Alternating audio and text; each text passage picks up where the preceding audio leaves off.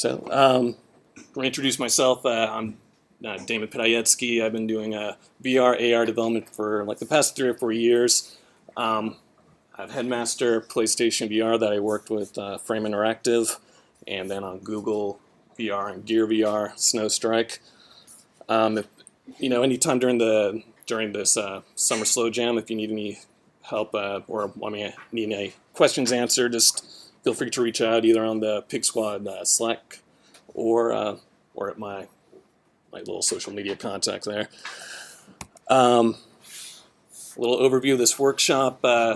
3 sections here. The first 2 is more just discussions about the various VR platforms that are available, along with some VR design best practices.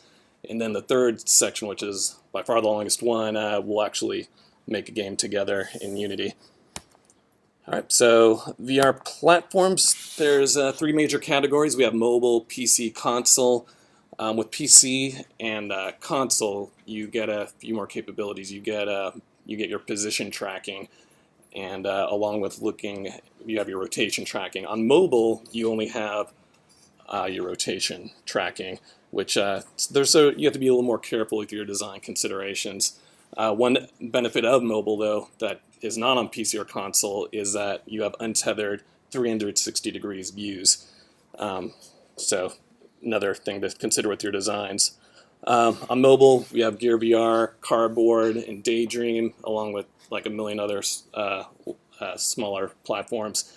And then PC, the main players are HTC Vive, Oculus Rift. Console is really PlayStation VR is the only one at this time.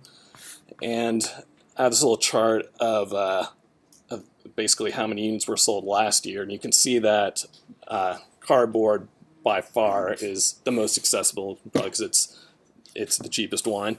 It's usually the gateway to getting into VR, and so that's why we're going to be building an app on Cardboard today. So dive into the best practices here. To start off, we always want to maintain VR immersion in VR.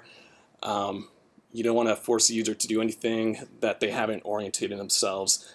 When you go into VR, in most applications, you'll see how it gives like a moment to kind of figure out your surroundings. And anything that you want to learn, you want the user to learn, you want to like kind of ease them into it. You have to make sure people know what they're doing. I guess that's similar to regular game design, but even more important in VR. Next thing here I've listed is don't affix splash screens or really any HUD whatsoever to the user's eye. It'll feel like you have like a bug stuck in your eye. So those type of elements you want to have, in the scene more, and the player is free to move around. So I wasn't sure exactly what to call this section, but I ended up calling it dimensionality and depth. Pretty much like how VR is like this 3D medium, but you're like inside the 3D world, and so how can we best enhance that 3D-ness, that dimensionality, to bring out the best experiences? So a few tips on that. First one I've listed here is stereoscopic effect quickly diminishes with distance, meaning the further you get away, the less 3D-ness of that object you'll see. A lot of people coming into like VR design, they're going to think, oh, I want to be flying around over the city. And that actually ends up not being usually an optimal experience, because that the ground in that city is going to be really far away and it'll feel really flat. Where in VR you have this power to make it 3D, feel alive. And so later I'll discuss like kind of these hot zones of where we can achieve that the best way. So pose to show perspective. So when you're looking like, say, like at a box, if you're looking at flat on, it's going to look more rectangular. So like when I'm posing things in the scene, I want to kind of give it a little angle, usually so you can see that 3D-ness more. So I guess general thing, if you're like have a building, you generally don't want to have it straight on. You want to have like some door you can like see down some corridor or things like that. So it's something to keep in mind to try to avoid making things look flat. And on a similar note, you want to be careful with rounded objects, especially things like balls and spheres. If you think about it, when a sphere is rotating, you can't really tell it's rotating because it doesn't have like these edges to it. So in 3D, a common technique is to kind of lower that fidelity a little bit, which we'll do in this game later on. We have a cannonball, and so you can see the edges as it like spins and stuff. So another thing, this is like true to art, but true to VR as well.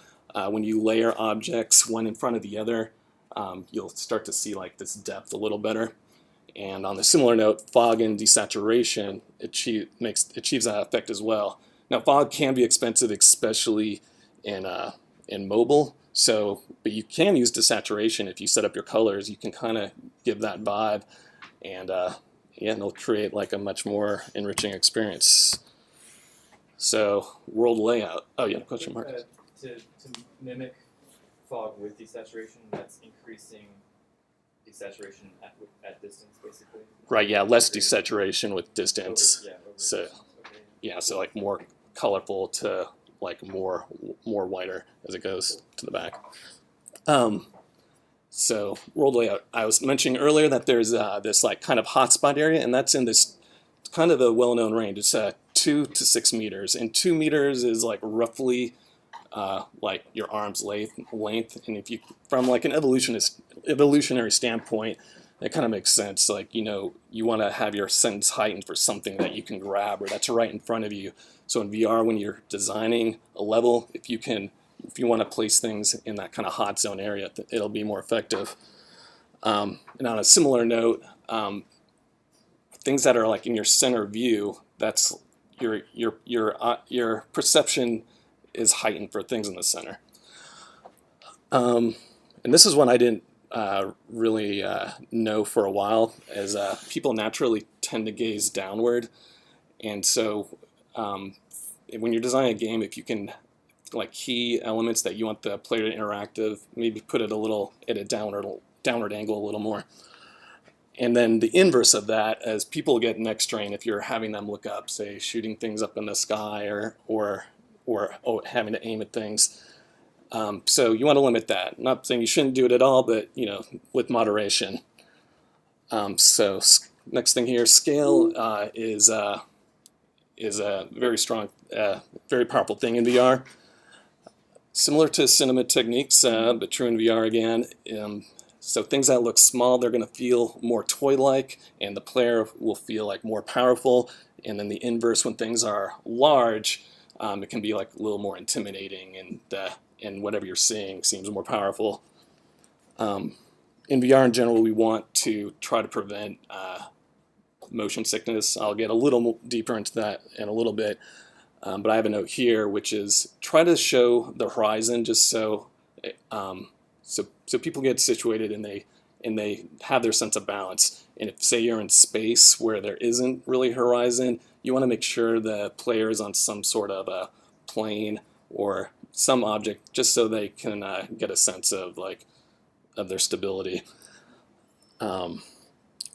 Light cues, those work really well to draw attention in VR. So just a little tip when you're laying out your world, if you want to, you know, a player can look in any direction anytime. You don't have control over it like you would in a normal 2D like screen game. So to draw attention, if you have like sound and light, you can draw attention that way. And then I already mentioned that players can look any direction anytime. So locomotion, which just means moving the player. The player should always initiate and control their movement. If you don't, it's going to really be prone to motion sickness. On a similar note, you want to avoid head bobbing and other head movement effects. In non-VR games, like say FPS games, when characters are walking, you're bobbing the screen, or there's like some explosion, you'll shake it. But in VR, it'd be like you're literally shaking their head, and it'll lead to a bad time. So say you have, so this next note I have is avoid acceleration and deceleration. So say a player has initiated some motion. I come originally from an animation background, so I'm like, okay, ease in, ease out, and do these tweens, accelerate, decelerate. But in VR, it's a bad thing. You want to just go and have a constant motion the whole time, and that'll help prevent motion sickness. Now, if you are moving, say when you are moving, you also want to avoid changing directions. Even if if your velocity is constant, make sure it stays in one direction. And a little warning here for vertical movement. If it's an uncontrolled thing, like the player is falling or something, it's particularly nauseating, so something I would definitely avoid. And it's even worse if you're like close to a group of objects, if they're in that hot zone area, and then you suddenly see this movement. It's really off-putting. Oh yeah, I mentioned earlier that when you do the motion, if you just have that constant velocity, that's good. And there's some games you might see where the whole time you're on this constant like direction and motion, like you're flying through space and trying to like grab or shoot objects or something.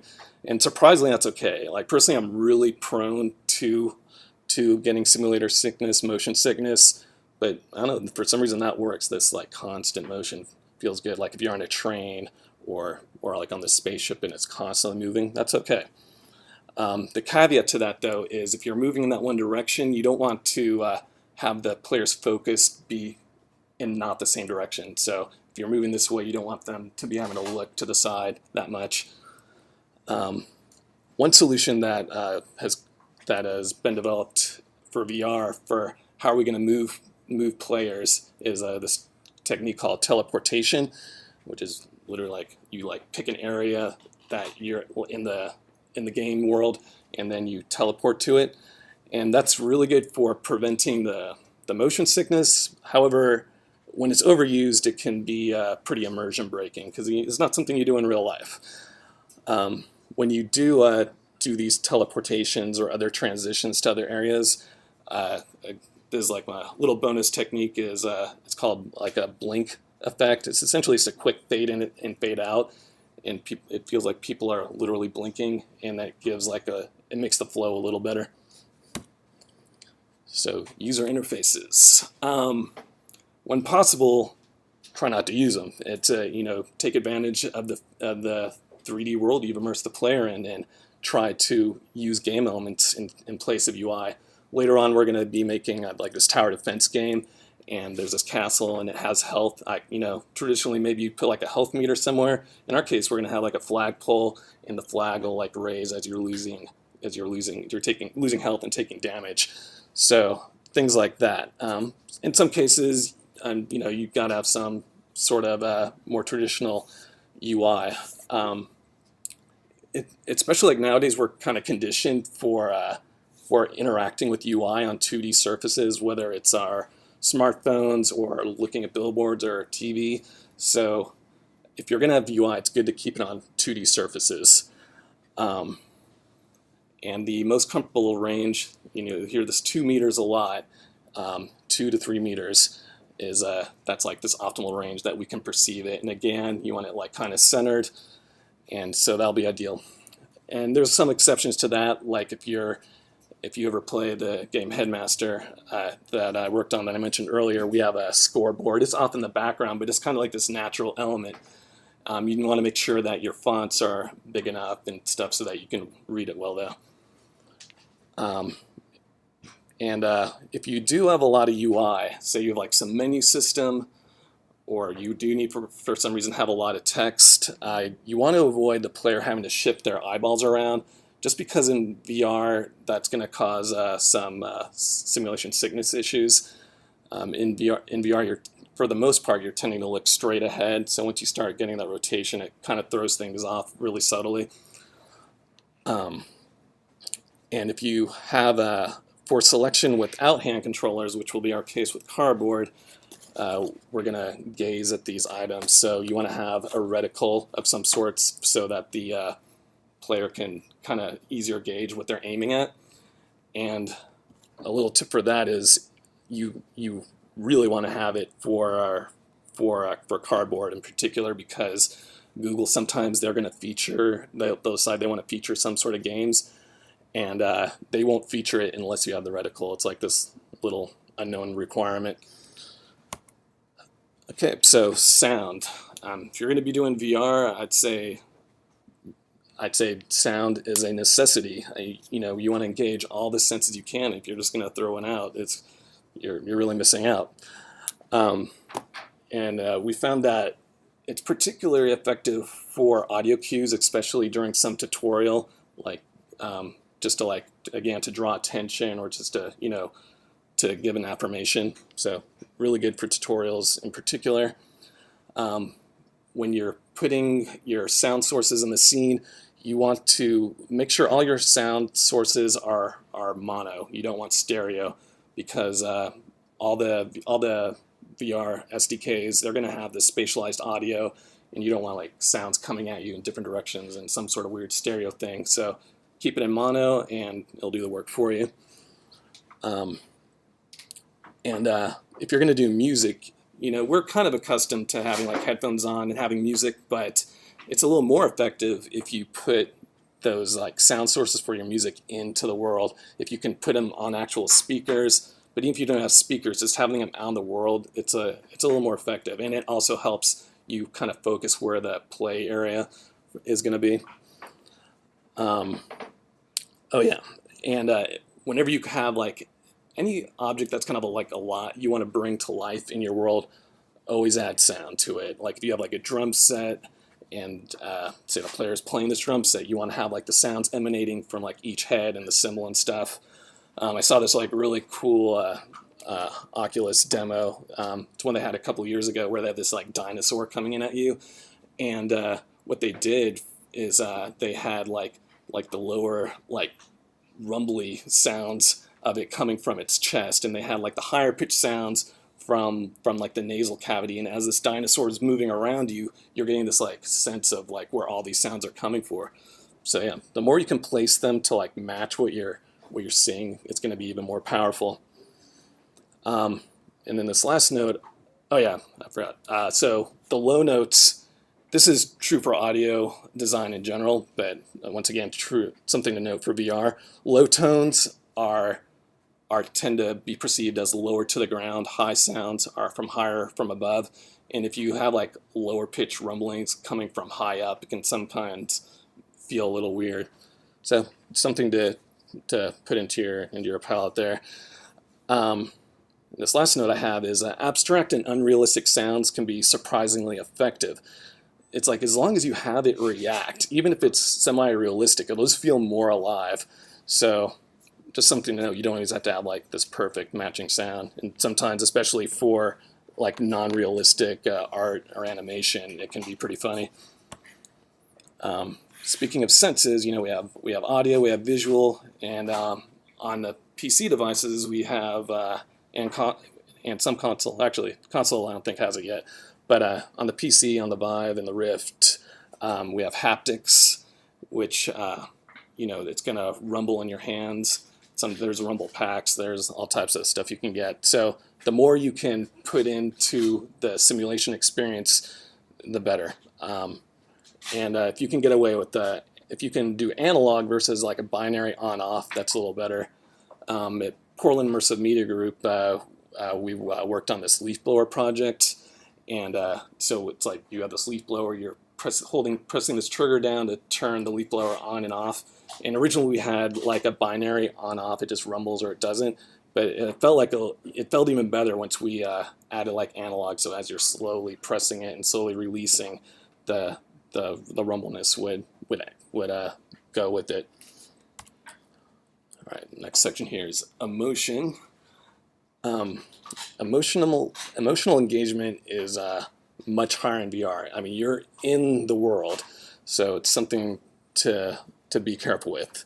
You don't want to be all caps emotion, like just very loud, giving jump scares. You need to like kind of pace yourself and be a little more nuanced. Have a little wider range of emotion. And when you have, it's really true for any medium. When you have this wider range, it'll make those more powerful moments, it'll be even better.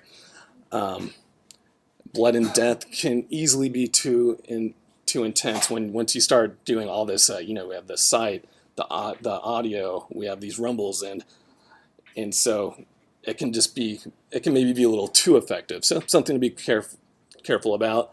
If you are going to have like jump scares and stuff, it's usually a good idea to warn the players ahead of time. So simulator sickness, which I've been mentioning several times. Interestingly, it can happen outside of the simulation, and it's pretty common where you're fine while you're playing the game, but then even maybe as long as like a day later, you'll you'll feel the motion sickness. And as developers, it's kind of our responsibility. I mean, I want VR to be as popular as possible, so try to create the best experiences.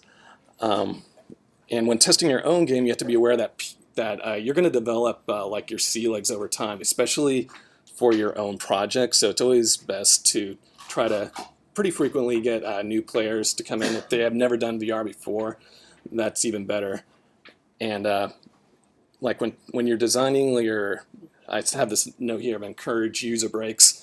Like in your level design, like try to pace like maybe a level is so long so that you can allow for breaks. You don't want like just this non-stop like hour-long of action, and then there's going to be sweating and motion sickness taking off the HMD. So we'll talk a little bit about inputs. So yeah, on PC we have mouse and keyboard. Personally, if I know I'm supposed to type without looking at it, I have trouble. But you can't see your keyboard or your mouse, so something I guess that's obvious, but something to note when you have your headset on, you're not going to be able to see stuff like that. Game pads, those are very intuitive for gamers, but for non-gamers that can be pretty intimidating. I've had like some older relatives come over and I've had them try some games that use a game pad, and they just don't want to even touch this thing. And for the most part, they're not, the game pads are not being tracked, so they're going to be invisible. One exception is PSVR. PlayStation tracks theirs, which is kind of cool. There's this game called Robot Recall. If you ever get a chance to play it, you should, because it's tracking your game pad, and it actually like transforms and like little like special weapons will pop out of it and stuff while you're playing. Pretty cool. Touchpads, which is going to be mostly like on the Gear VR. They have like a touchpad on the side of the headset. Pretty intuitive, but is a little immersion breaking because it's not something you're doing in real life that much.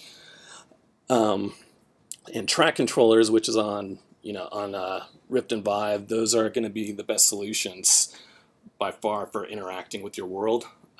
Couple notes on that. On the Rift touch controllers, their kind of approach to the design is that that they're trying to like simulate that you have these hands and stuff. Personally, I still have some getting used to it on it. Vive controllers, they take a different approach where you're kind of holding these sticks more, and they're trying to simulate tools. So if you're targeting a certain platform, just something to keep in mind, like tools versus hand simulation. And as I noted earlier, you don't have hands or at least not yet, in mobile VR, but you do have this untethered 360-degree movement, which is kind of cool. All right, so that brings us to a close before we get into making a game here. Gonna take a couple minutes break, make sure that you're situated. Does everybody have that's here now have the VR workshop project either downloaded? Yep. All right, cool. Okay, and before we begin here, I just want to point out I might be going a little too fast at times. I'm not sure, but I have this folder in here called Milestones. We're going to do 5 of them, and if at any time you get stuck or behind, we'll take like little mini breaks between each milestone, but you can always like just jump in and like to the scenes folder and just start the project again from the different milestone if for whatever reason you get stuck. Okay, so first thing I want to go over here is there's some particular settings for VR and for mobile, and I just want to go over that. In this project, I, for the most part, have it set up, but I'll just point them out. So what you want to do is go to Edit, Project Settings, and then go to Player.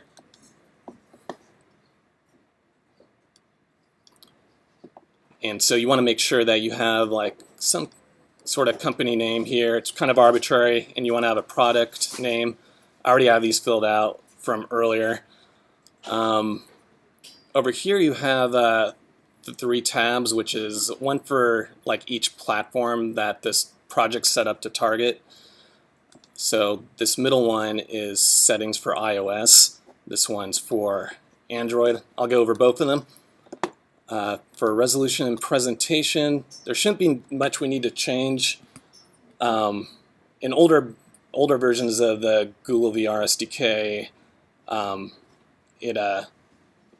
you had to like manually set this orientation, but that's set up already. And oops, let me just go down the line here.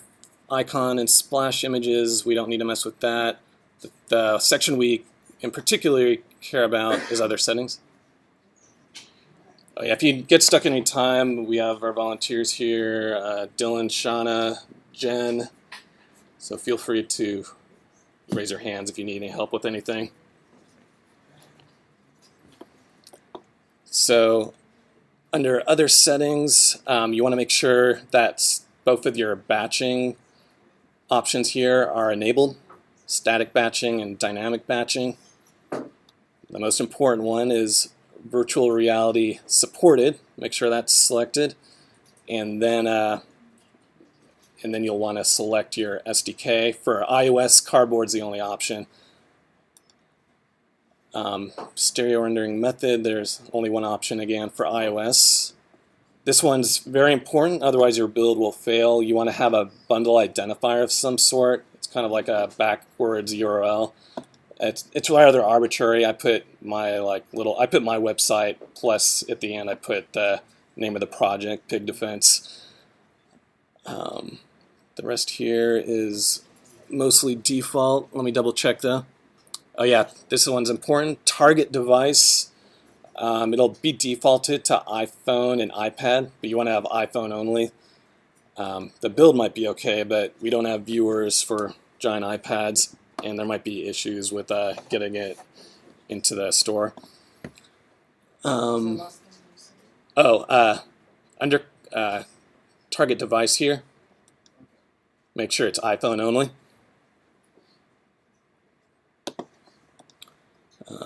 Let me double check these. I think all the rest here is your default settings. For those of you doing Android builds, I'll go ahead and select the Android tab.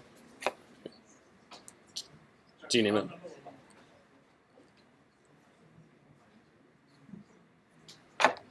If you're in the VR Workshop project, it should be already set up. So just kind of giving a little recap of what I had set these at. So on Android, static batching and dynamic batching you want to have enabled. Virtual reality supported. Make sure that one's enabled as well. When you define your SDK, in Android you have 2 options. I happen to have 3 because I have Oculus installed, but you'll have Daydream and you'll have Cardboard, which is already selected. This one keeps getting unset for some reason on me, but it's something that you want to enable. You want to select a single pass for this stereo rendering method. There's a little note here that says that it's not available on all Android devices, but when it can, it will do this single pass rendering, which basically it really helps performance because instead of having to go through things twice, it's too small. So similar to the bundle identifier, you want to have package name defined, otherwise the build will fail. It should already be set up. If you want to change it to whatever you want, just make sure it follows a similar format of like kind of a URL plus the product name. This one's particularly important is minimum API level. If you were to look at the Google VR docs online, they make a note of this. You want to have the minimum API level to be 19 for at least the current version of the Google VR SDK. And then for target API level, I usually just leave it at the highest one available.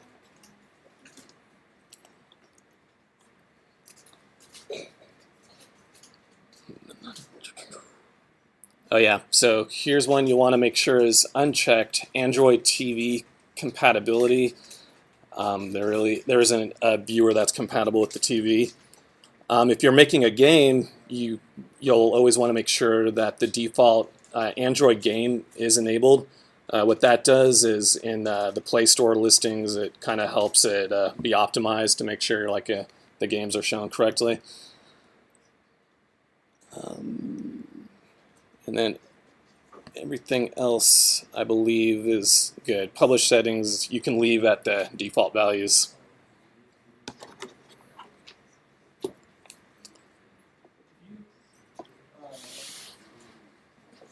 change the package name above the company and the product name, does it change that as well? Is that I actually haven't tried, but I'm pretty sure you can get away with mismatching it just fine. I think that the product name is going to be the one that shows like under the icon. All right. So, going to move on to the different settings here. Once again, go to Edit, Project Settings. This time, instead of Player, we're going to select Audio. And this one is very easy to miss. I'll mention again later. For Spatializer plugin, you want to make sure you have GVR Audio Spatializer. If you don't have that set, then you're not going to hear anything.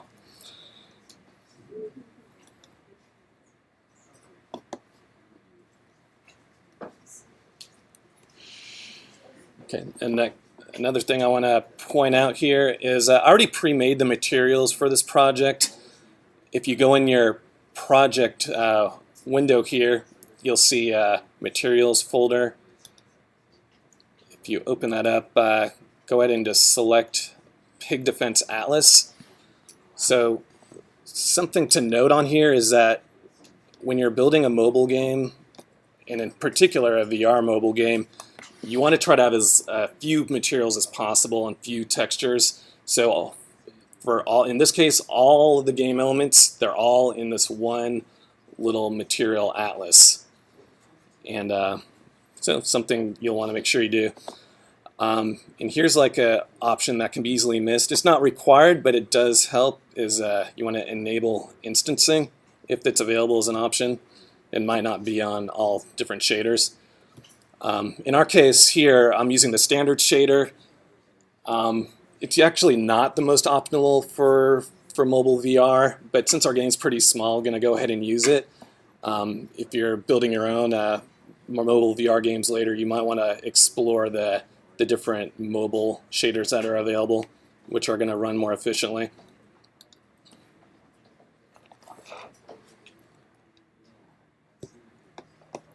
All right, so the next thing here is we're going to go blocking out our scene. I have a scene here called main. If you go in the projects window, there's a scenes folder, and I just named it main, and it's just a default, total default scene. So we're going to set everything up in it. And before we forget, we want to make sure that we have that scene in our build settings. We want to make sure it'll build it. So what you can do is you open build settings, which was under file build settings. Then you would select add open scene. I think I already have the final milestone here at the top, so you want to move your main scene above it so it's on the top listed one. When it's at the top, that's going to be the first scene that loads. All right. So when I was talking about the VR design stuff earlier, I mentioned how there's this like hot zone, 2 to 6 meters, and what I like to do first thing is set up a good reference for that. To start though, we'll put a ground in there. So in your projects folder, if you go to the models folder here, there should be a model called ground. Go ahead and drag that into the hierarchy or the scene. Personally, I never like dragging or selecting things from the scene. I'm always working the hierarchy. So I just put the ground in there. Make sure the position and rotation are all at 0. So there's our scene, and I kind of have like some little hills and stuff. Does everybody have their ground in there? Okay. So go ahead and build those references I was talking about. So, I mentioned 2 to 6 meters, and you might be wondering, well, how do you measure meters within Unity? There's a couple ways. The first way is you have this grid that you may have noticed. It's going to be next to impossible to see on the screen here, but there's these grids, and those are all 1 meter units. You don't have to follow what I'm doing at this little part here, but if you drop a cube in there, a cube is 1 meter by 1 meter by 1 meter. A cylinder is similar. The cylinder is going to have a diameter of 1 meter, so it's a good way to start measuring what your scene is. And the reason you want to do that, not only to find these optimal distances to design your world, but you want to kind of block out what the rough bounding areas of your objects that you want to have modeled are, so that way you can communicate with the artist, or if you're doing the art yourself, you kind of know the general bounding areas that you can give them. And in Maya, I believe it's true in Blender as well. One scale is 1 meter in there as well. In general, you just want to be consistent across your modeling application in Unity. So I'm going to delete those 2 things I was just showing you. All right, so to creating the distance references, I personally like to use cylinders. So I'm going to create a cylinder. I think if you were here earlier, Dylan showed you can select this little tab here, create. It's a little drop down. That's one way to do it. The way I like to do it is I like to right click here in the hierarchy, and I'll select cylinder. And when you create these game objects, a lot of times they're not going to be at a 0, 0 position, so you'll constantly see me saying we need to zero these out. So I'm going to do that. And so, as I mentioned, this diameter is 1 meter, and we want to know what 2 meters is. So I'm going to change the scale of X and Z to 2. And so now we know that anything outside of that diameter, outside of that, is everything outside of that is going to be the beginning of your hot zone. Now I want to make 2 more cylinders, one for 6 meters and one for 10 meters. You can just create them as new, or a shortcut that I like to use a lot is Command D for duplicate. So I'm going to select the cylinder, Command D. I'm going to make 2 of those. I'm going to select the second one that was created, and I'm going to change the scale on this one to the scale of X and Z to 6. That's the 6 meters. Then on the third one, I'm going to make X and Z 10 for 10 meters. So this 10 meters is pretty much, you want everything that the player's going to interact with in any way. You want to have it be within this 10 meter diameter here. And it's kind of hard to see all the cylinders now, so I have a special transparent material. There's actually nothing too special about it. But go ahead and go in your into the project window, material folder, and then there's going to be this distance reference material. And go ahead and drag that onto each cylinder here in the hierarchy. So 3 times you're going to apply this distance reference material. And when you do that, they become transparent. And now you can kind of gauge better where these cylinder bounds are. And so yeah, the hot spot of your VR design you want here in this second ring. This is that 2 to 6 meters, and then the third ring, that's like kind of where things start to trail off. So, and then you pretty much don't want many things inside of that smallest cylinder, because that's going to be too close. There's this, you might notice these things called gizmos, like this sun, or it's actually a light source. For me, they kind of get annoying and in the way, so I like to hide them.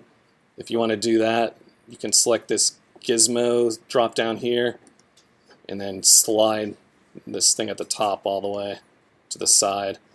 It kind of gets rid of those. Because if I'm going to select my lights or cameras, and I don't need gizmos, I can just select it here in the hierarchy. Now I like to be pretty organized here in the hierarchy, so I like to name things. So this first cylinder I'm gonna rename to near. The way you rename it is similar to your file system. Just kind of do like that slow click on it. Another way you could do it is in your inspector. You can rename things up here as well. So first one is called near. Second one, I'm gonna call it mid, and then the third one, I'm gonna call it far. And after you've done that, this is a very common way to organize your hierarchy, is to create these empty game objects and kind of use them as folders. So in the root of the hierarchy, without anything selected, I'm going to right click and do create empty. I always like to make sure everything's at 0 up here. I don't necessarily need to do it, but I can't help myself. I'm going to call this distance reference. It's not anything that'll appear in the scene, but it's just a way to organize your hierarchy a little better. Then I'm going to select that near, mid, and far cylinders. I'm going to put it inside the distance reference and then collapse it. Now I can easily activate and deactivate that at any time whenever I want that reference. Oh, it was just this material that was already made in the project called distance reference. And if you wanted to make your own, all you have to do is in the standard shader rendering mode up here, it's by default it's opaque. You would just select transparency, and then in your albedo color there, you would turn the alpha all the way down. That's if you want to make it from scratch. Okay, so now that we have the distance reference in there, I'm going to actually start kind of doing a little blocking. Now, I already have these models pre-made, but I did want to show you like a little bit how my process would go about doing this. So you can follow along at this part if you like, but kind of optional. I'll do it a little quickly just to show you what I would be doing. So I'm going to create a cube, and then, like I said, I'm just going to do this fast. You don't have to follow this part per se. And so I'm like, okay, I want to be within that hotspot area here. And so this will be like some door to the castle. And I don't want it like directly in front of the player. And speaking of being in front of the player, this is important to note while we're here before we put anything in the scene. You'll see that there's these arrows, the blue one being for the Z direction, and the way it's pointing is forward movement. So I actually need to turn this scene around because I want to place everything so that the default orientation is like you're like looking forward. So if you have to change it later, it kind of ends up being a nightmare. Better to make sure you're doing it earlier on. So anyway, I'm going to have my door to the castle there, and then just using more cubes, I would like, okay, here's this is like going to be what the castle looks like. And you might notice, okay, it's in this, I put it kind of to the side of this hot zone. And when designing this, it's this castle defense, you might think, okay, we have this like giant castle, and there's these enemies that are life-size coming at you, which could be cool, but it's going to be harder to get within that 2 to 6 meter hot zone. So for this design, I've shrunk it down so it's like kind of like that toy-like thing I was talking about earlier. So, 1 meter, is not going to be that big, but it'll feel like this cool little toy, this toy castle. We're going to use the PIGSquad Cube Pig mascot, and those will be the little enemies attacking. So I guess point being here is that I'd rough it out, and then I'd create another cube real quick. I'll be like, okay, how big do these enemies need to be? Well, somewhere around that size, and I would start placing them around, and pretty early on I would get my headset, I would make a build and see like, okay, does this look right before we start making any assets? And once I have all that data, I'll let the 3D modeler know, like, here's what the scenes are, here's like a rough blocking of it, and you can make much more effective assets and have your scaling all in place from the get-go. So anyway, I said you didn't have to follow along that. I'm just going to delete those cubes. Now we're going to get to the real assets. We're going to build the actual castle. If you go into the models folder in the project window here, that has a whole list of different models. I'm just going to kind of arbitrarily start with this gate model. So go ahead and get that gate, drag it into the hierarchy, make sure it's at 0 there. And actually, before we move it, there's like a little trick. Well, not necessarily trick, but I want to create kind of like this empty castle object that I can put all of my castle elements into. That way I can move the castle as a whole unit. It'll be a little easier. And it's easier to set it up when everything's at the 0 position. So going to right-click in the hierarchy without anything selected, create empty, and going to name that castle. Drag my gate into the castle so it's a child of it. If you ever need to focus on a game element, keyboard shortcut is F. That'll zoom you into the model. So now as I have the castle selected, I'm going to move the castle as a whole. And actually I kind of messed up here. I didn't set the castle empty game object to 0, so I'm going to do that. And then that's going to offset the gate, so I'm going to set the gate position to 0 now. So basically gate and castle should both have their transform positions at 0. That way when I grab my castle, it's centered and aligned with everything else. So I'm going to move this castle now to kind of like the edge of that hot zone. And remember I talked earlier about like things could look flat. You don't want to have the castle exactly in front of you. So I'm going to put it to the side, which naturally is going to give it a little more perspective. So the next piece going to drop into the castle is the door. I'm just dragging from the models folder. There's the door here, putting it into the castle. Oops, I did the flag by accident. Grabbed the wrong one. Let me grab the door. Alright, so there's the door. If it's at the 0, 0 position, then it should actually be automatically aligned for you inside the gate. Next, I'm going to build a wall. Now, how I'm building this castle is kind of arbitrary, so feel free to build it however you want. For the game to work, it doesn't matter how little or more pieces that you have or what positions or rotations. I'm just kind of showing you how, like the final version, how I built it out. So the next piece I'm going to grab is a wall. I'm going to drag that into the castle there. And I conveniently have that kind of set up as well, or it's in more or less in the correct position.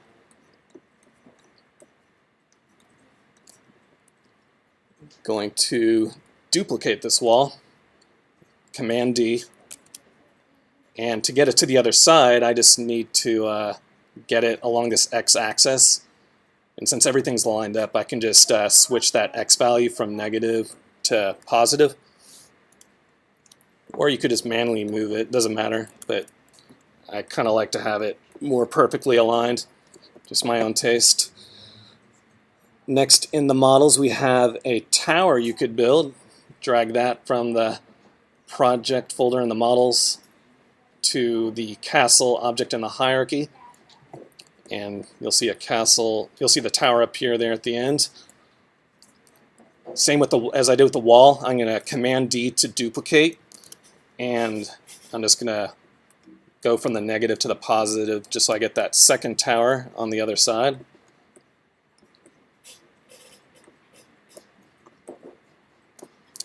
And I'm going to build like a wall, like extending out on each side. So I'm going to drag another wall into the castle there. And I'm going to need to rotate it 90 degrees on the y-axis.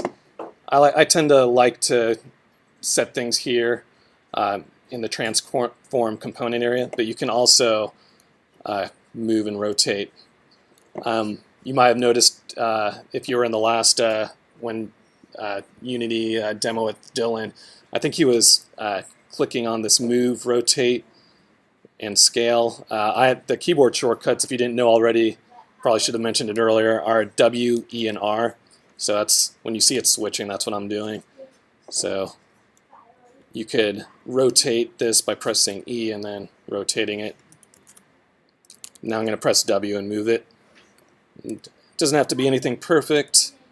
I press the F key to focus in on it and more or less get it near there. I'm going to duplicate this wall, Command D, and again move it to the other axis.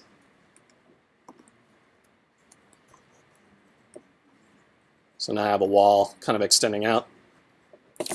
And then the last part, my castle isn't that fancy. I'm going to select all these front elements here that I already made. Gate, door, these two walls, these two towers.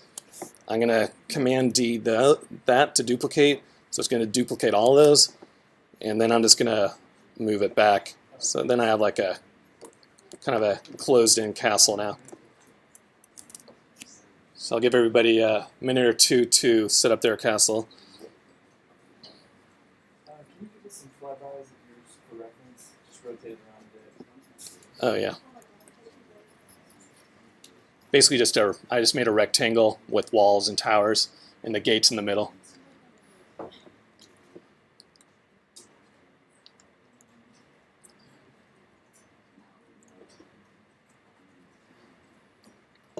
Okay. You might notice that it's a little dark here. I forgot to set up the lighting in the scene.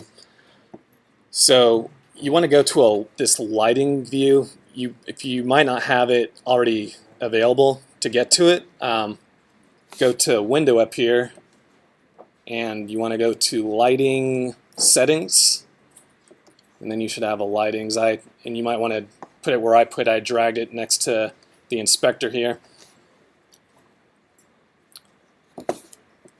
First thing we need to set up in the lighting is the skybox material. We have this default one, which is like this procedural white to blue gradient in this gray. It's not the prettiest, and also it's not very performant for mobile. So we're just going to swap that skybox material out. To do that, I already have it created. Go into your project window. Then in materials, there's this skybox material, and just drag that skybox material over there drag it from the project to this very top property called skybox material. And when you do that, you should see it turn like this bright blue. And if you were to zoom out, there's like kind of the green ground area as well.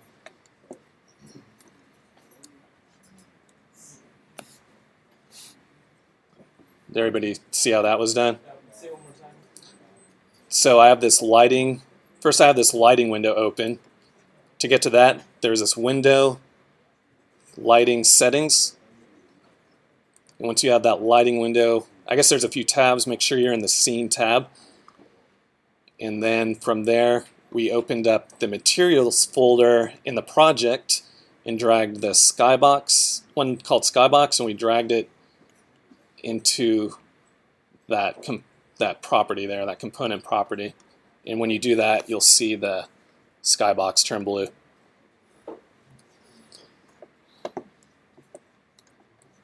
And you'll still notice that it's still too dark. That didn't necessarily help that situation yet. The reason for that is that the scene needs to generate light maps. And at the very bottom of that lighting view, there's this generate lighting. You can click it manually, or and if your scene's not too busy, you might as well set it on auto generate. That means whenever you move things or do different settings, it'll kind of in the background auto generate the lighting. You're still going to be free to move and edit things around. So I'm going to turn it on just so I don't have to keep going back to it. So the directional light is casting a shadow. This is about how is it different? We were seeing some directional light. Well, how is this different? Oh, okay. Yeah, that's a good question. Marcus was asking, like, how is this different from like the directional light we have here in the hierarchy? This lighting is for like kind of like your global lighting for the scene, like how it goes about rendering it. So it has like different things you can set up, like your skybox and like a sun source, which we're not going to use. One thing we do want to change on here, once you have your skybox material set, is everybody set on that? I assume so. If not, feel free to raise your hand, get some help on that. Something important is on this, you'll see this in this setting called real-time lighting, real-time global illumination. You want to make sure that's unchecked. Yeah, just because that's going to be computationally expensive and not something we want to do on mobile. For as small the game as we're going to be making, you probably could get away with it, but just as something to note when you're making some mobile VR games in the future. I'm going to actually double check the settings here while we're at it. And you shipped these settings with a lot of this pre-configuration you've done. Right, yeah, this is like a per scene setting. So if you were to go into the Milestone folders where I have like those other Milestone scenes, they're already going to be set up with this stuff for you. This is another setting that's really important for mobile VR. Kind of an unexpected one is light map size. It by default is 1024. You actually want to max it out to 4096, and the reason for that is that we want to avoid how many rendering iterations it takes to render the scene, and so it's better to have like one potentially big light map instead of having lots of small ones. Like if you have too much in the scene, it's going to need to make several smaller light maps, so you're going to be more efficient if you have the one larger one.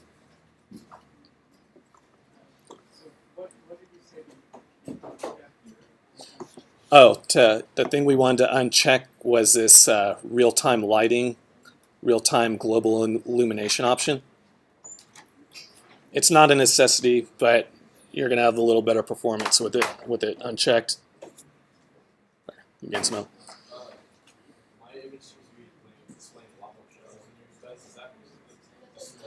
Yeah. So that was the part I was kind of getting there at the end was at the very bottom. You want to select this auto generate light map, and when you do that, you'll see like this blue bar up here where it's going to start. It's actually generating, and once it's done, then everything should brighten up for you.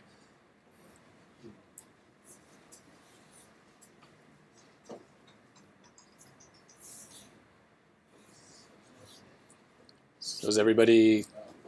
Looks like most everybody has their lighting set up properly.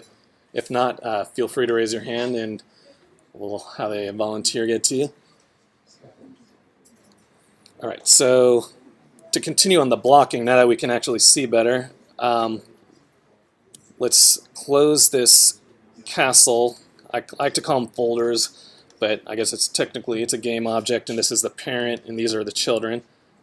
But I like to close that. That way I can like I can organize the hierarchy view a little better. Oh yeah, and if you haven't done it yet, I haven't done it yet, you want to do Command or on a PC, Control S, save your scene. There was a little asterisk here whenever you move something. Whenever something's unsaved, you'll have that little asterisk by the scene name, and that means you want to save.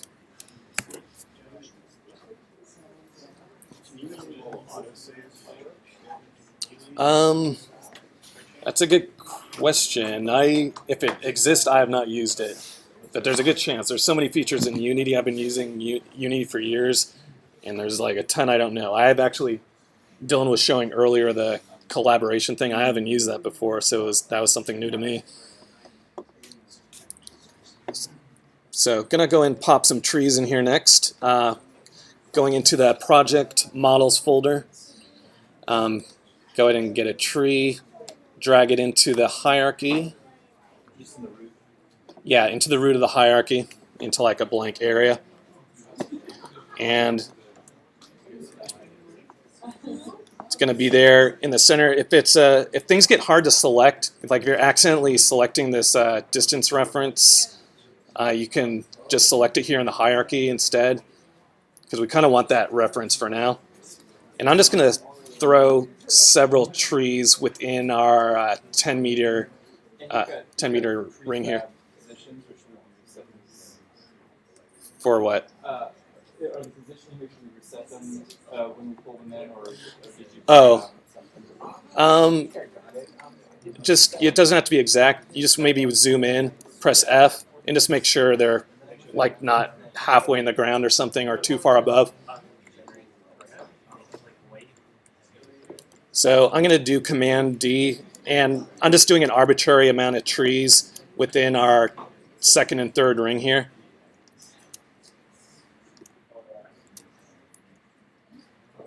And I'll actually kind of, later on, we're going to hide that distance reference, and this will kind of give us a hint of where we want to be just by using the trees.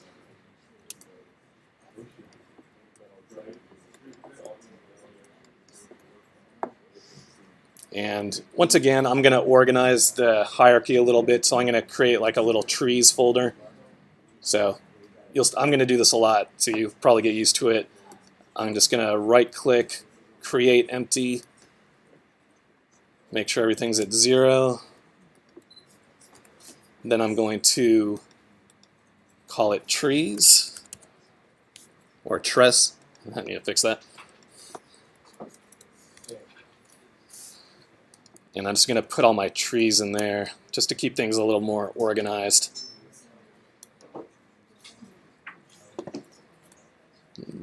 Give everybody a minute or two to get their trees in there. Looks like most everyone's good to go. If not, it really doesn't, even if you have one or no trees, it doesn't matter too much. The next thing is I want to drop and drag this cube pig model. You kind of can see the preview here in the inspector. I'm going to drag that into the root of the hierarchy. Going to zoom in a little bit. Kind of small. Maybe too small. And actually at this point the distance reference is really getting on the way. And since I have those trees kind of tell me where the distances are, I'm just going to hide it for now. You can feel free to activate or deactivate as you wish. I just wanted to see this character. I'm going to rotate this little dude around. Actually, I just want to rotate the cube pig on the y-axis. And I'm just kind of arbitrarily placing the cube pig there. So I can just, I'm blocking the scene out. I just want to get a good sense of what this level is going to look like. And once I'm done, I'm going to do that Command S to save.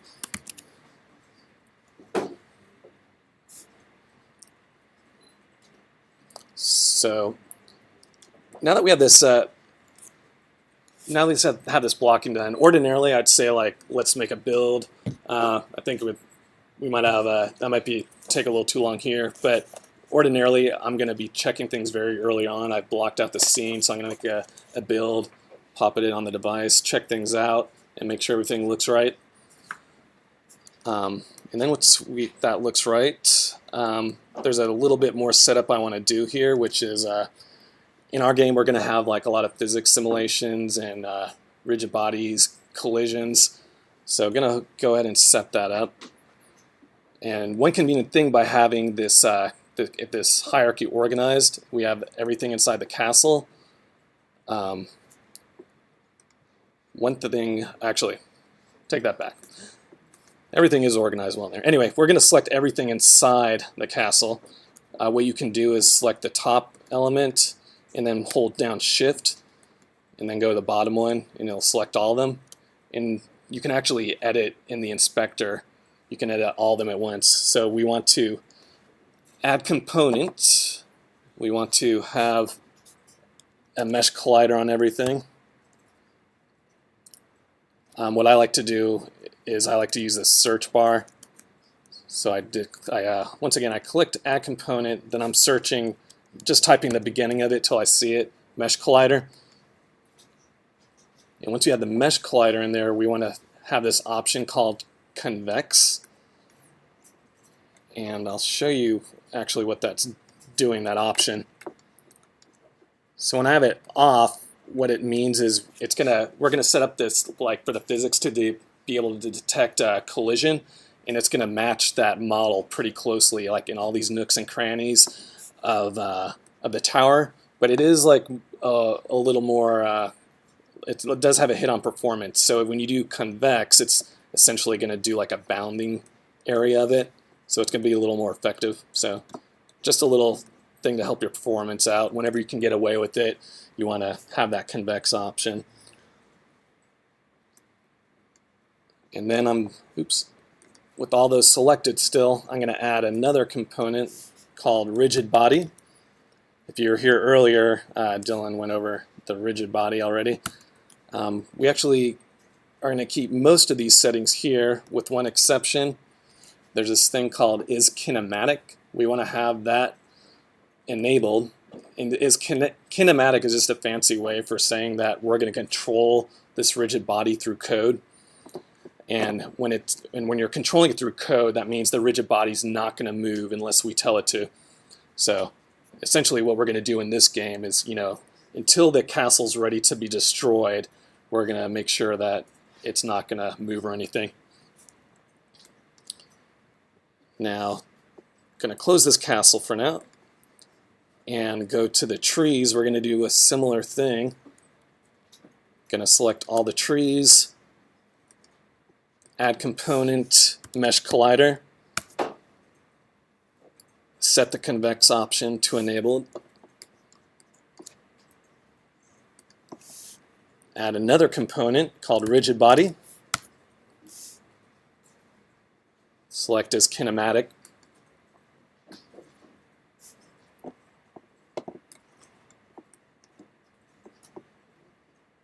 and once we have all the trees here, we're going to go to our little cube pig, and we're going to do the same on that character. Add component, and actually we're not going to do the mesh collider. We're going to do another one called box collider, which is just a box, because it's essentially what the shape of this character is.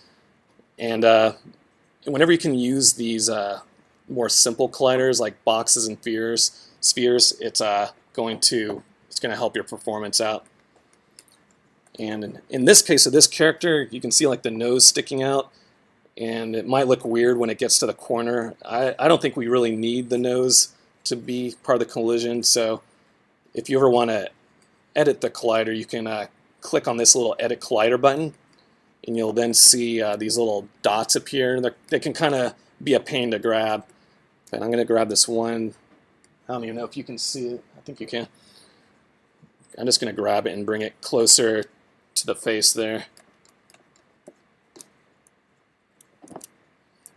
And I also want to give this little character a weapon. We have a sword in here. So for that, select the sword in the projects in the models folder and drag the sword, and we're actually going to drag it onto the cube pig. That way it'll be a child of it. If you happen to miss it, you can always just drag it on there at any time. And you'll see, notice that the sword's kind of stuck there in the middle by default. So I'm just gonna, you can place it wherever you want. It doesn't really matter for this game. I'm just gonna move it over and do a little rotation on it.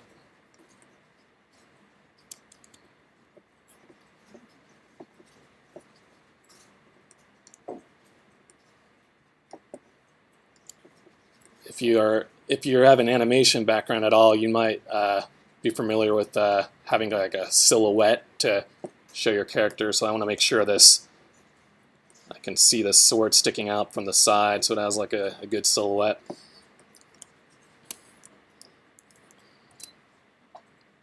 And once you position that sword, we want to add those extra components again. So going to add a box collider again. You could do the mesh collider if you want, but I'm doing the box collider and adding the rigid body. And make sure you have that kinematic selected. I think I forgot to do it earlier. Actually, I forgot to add the rigid body on the cube pig, so I'm going to do that now. Make sure it's on both the cube pig and the sword. You want your colliders and rigid body with is kinematic enabled.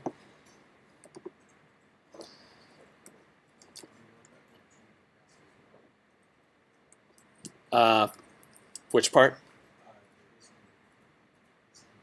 Yes. This is something I learned through making this game earlier when I was developing this workshop, is that this sword is a little too small for the physics simulation, so sometimes it would go through the ground. So we're just going to make it a little bigger. The easiest way to do that is to, as I mentioned earlier, click on this Edit Collider, and just we're just going to make it a little wider there. Doesn't have to be anything exact. And honestly, it's not the end of the world if it goes through the ground. But,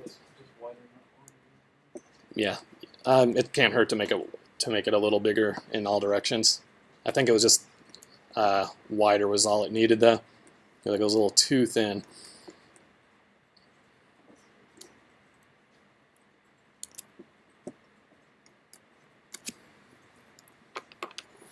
Give everyone a minute to get caught up here. Feel free to ask for help if you need it.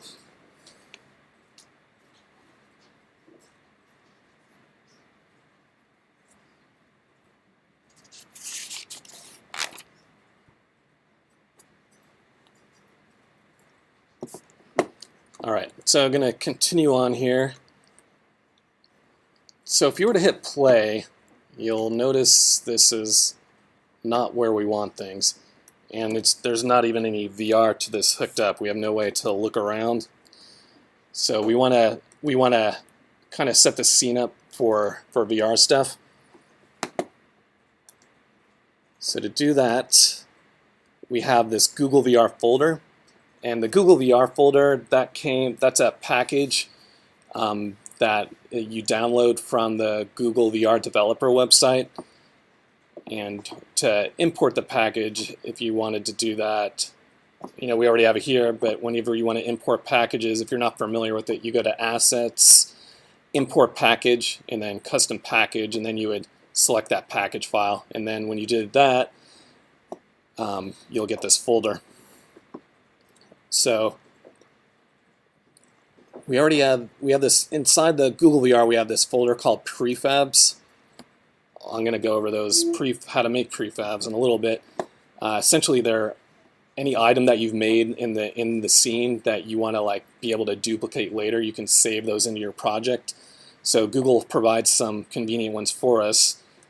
There's this one here called GVR Editor Emulator. Once again, that's in the Google VR folder, and then inside the prefab subfolder, we have this GVR editor emulator, and you want to drag it into the scene. Or drag it into the hierarchy. I'm just going to put it there at the top. And what that does is it allows you to simulate VR when you press the play button. And there's a few camera controls that, if you ever need to reference it, for the most part, I never care about doing rolls. I'm always holding down Alt and using the mouse button. I think some of the computers in this lab might have their Alt and Control buttons reversed or something weird.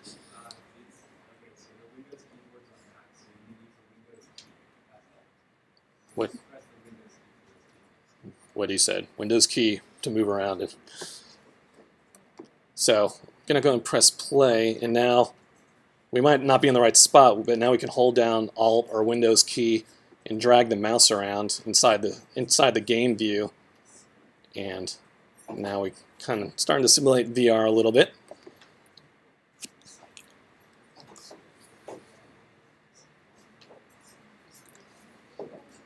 I'm going to set up a few more Google VR prefabs in here. We want to go inside this UI folder. It's getting a little bit deep into the subfolders. We have Google VR, prefabs, UI, and we want to drag the GVR event system into the hierarchy here. I'm going to group these all together. A scrolling UI folder.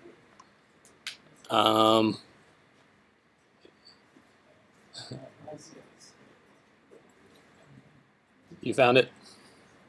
Okay. So we're going to put this GVR event system in there. What that does is later on it's going to allow us to interact with our UI and other game elements with the reticle. We'll go over that a little bit more later. Next, we want to select the main camera, and let me make sure everything is looking good in here. So one thing we want to make sure is that allow HDR. We want to actually have that disabled. Not a necessity, but again, a little performance assist there, since we're not going to be using any HDR assets in this project.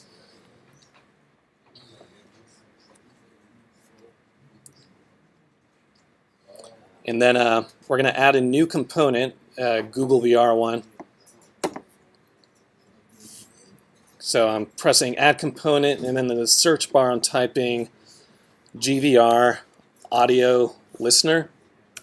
And that's going to kind of hook in with the regular audio listener so we can get our spatialized audio later. And then another one we need on the camera, type Add Component, and then in the search bar type GVR Pointer Physics Raycaster. There's two pointer raycasters. We want the physics one. And what that does is it's gonna, out of the camera view, it's gonna like shoot this little laser raycast, and when it hits an object in the scene that has this collider and it has like an event set up, which we'll go over later, basically it knows how to interact with the scene, and it can hook into this whole event system that we put into the hierarchy.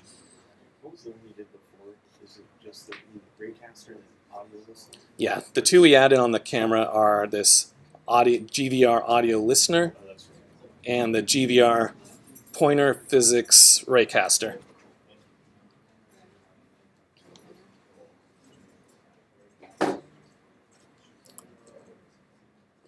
And I mentioned how we want to have this reticle, especially on the cardboard apps. So we're going to add that in there. It is a component, but we have a prefab we can drag in there. So it's called GVR Reticle Pointer. It's in that UI folder again. So we're going to drag that GVR Reticle Pointer and make it a child of the main camera.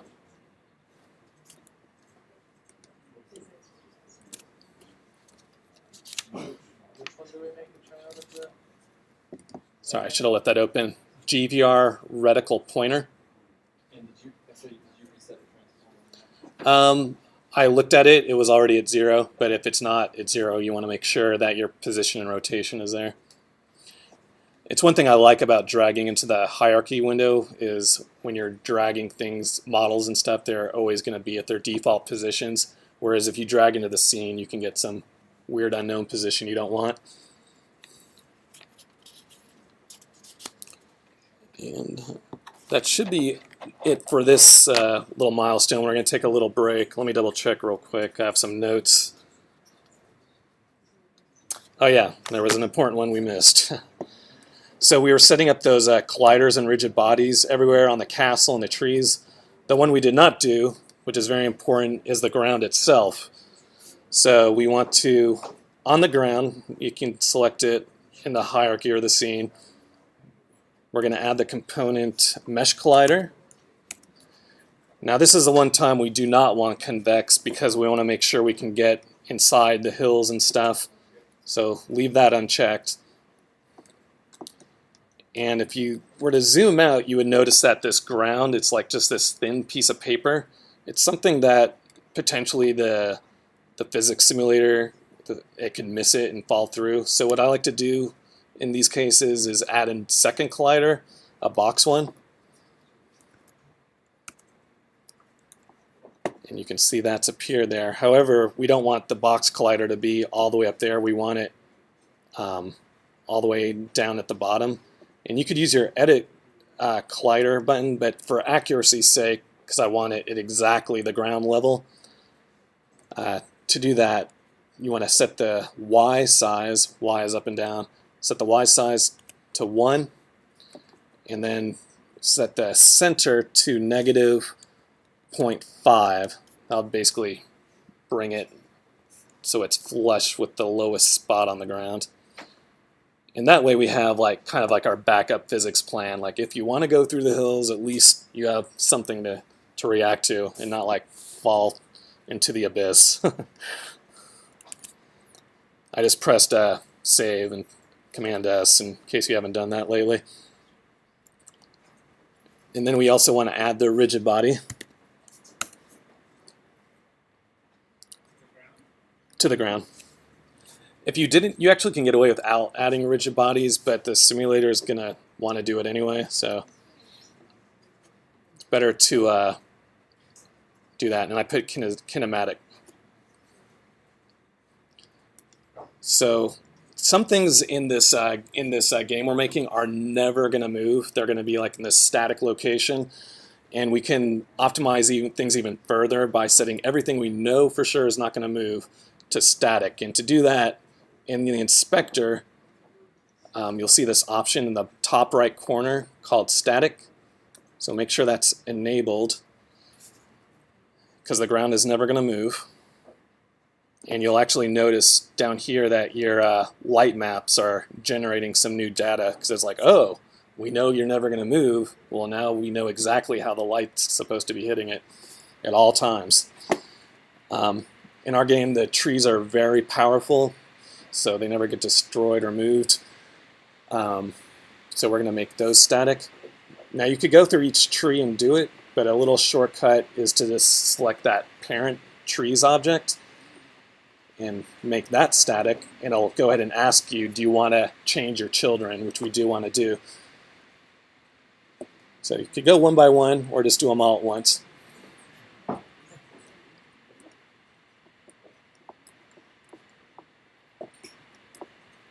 The castle we want to keep not static because we will be exploding that later. And there's like one final little piece here. We need to like finish setting up the camera better. So remember when we pressed play that the camera was like right there in the middle of the ground? You might think like, oh, we want to like, we can move the camera by just moving it up in the air. And if you look at your camera view preview, it does show that, but if you were to press play, we're like right back to the ground. The reason for that is because you've enabled VR. I guess maybe they're assuming someday we'll have positional tracking, so we want the player to control the position.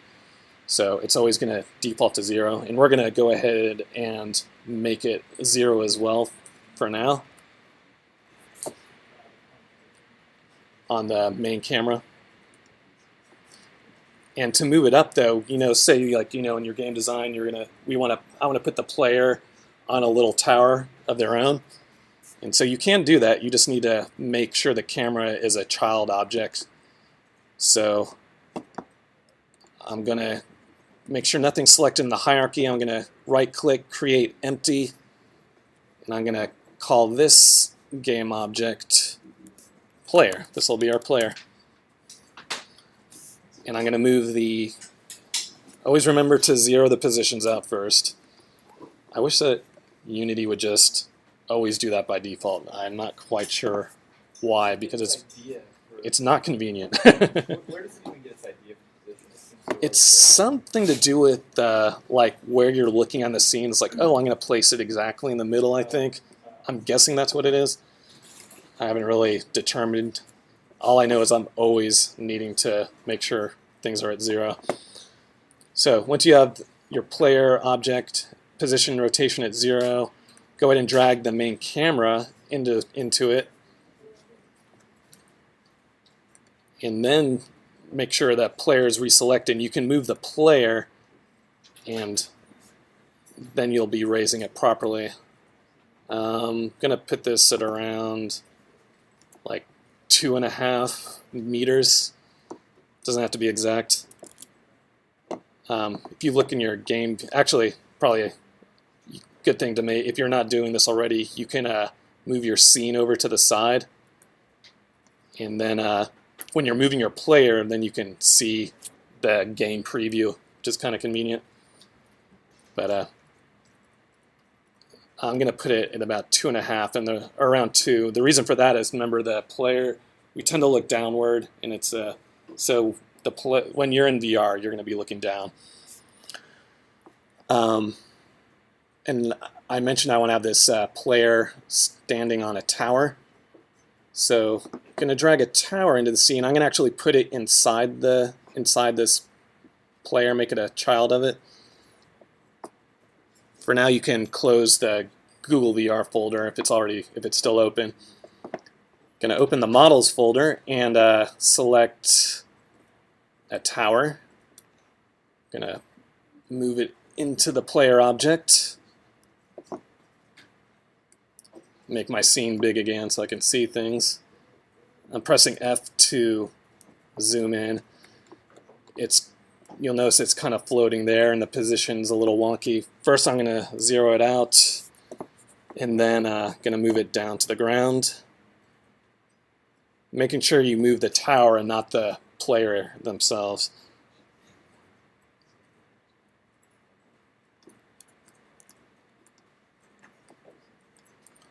And this isn't needed, but a little performance tip in the players up here, they're not going to see the shadow, so whenever you can not have shadows, it's good to get rid of them. So if you were to open this little lighting section of the mesh renderer, go ahead and uncheck receive shadows and cast shadows, turn to off. Like I said, you don't need to, but it is optimal. And we're not going to add colliders or rigid bodies on this tower because it's so close you're never going to shoot at it. So no need to add it to the physics simulation.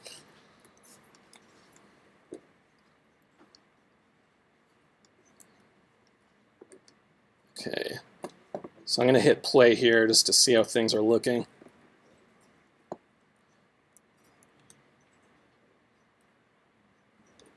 I'm a little zoomed in, it looks like. You need to adjust that. So everything's looking pretty good here. We have everything blocked out. We have our like collision and rigid bodies set up. I kind of want to adjust the lighting, the direction light a little bit, so that the main like focus of the game, this like characters come across to the door. I want the door to be lit up a little better. So I'm going to change that. I'm going to stop play first, though. I should do what Dylan did and have it so my whole screen UI turns a different color. I'm not in the habit of doing that yet. So anyway, I'm going to move this directional light, and then we'll be done with this milestone. So it'll be easier to change this pivot here to global. Not totally needed, but I find it easier to rotate it this way. And I'm just going to make sure the light's like facing that door a little better. And the little artistic side of me likes having this shadow point to the door. I don't know.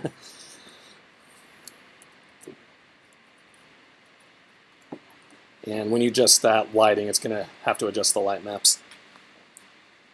Okay, so this milestone was by far the biggest one, setting like the stage for the game.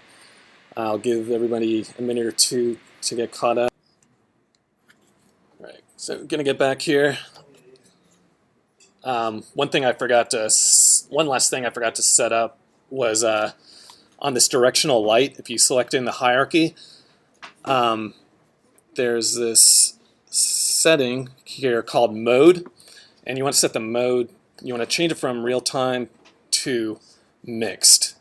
And what that means is anything that's static is getting baked, and that's what's working here down in the light map generation.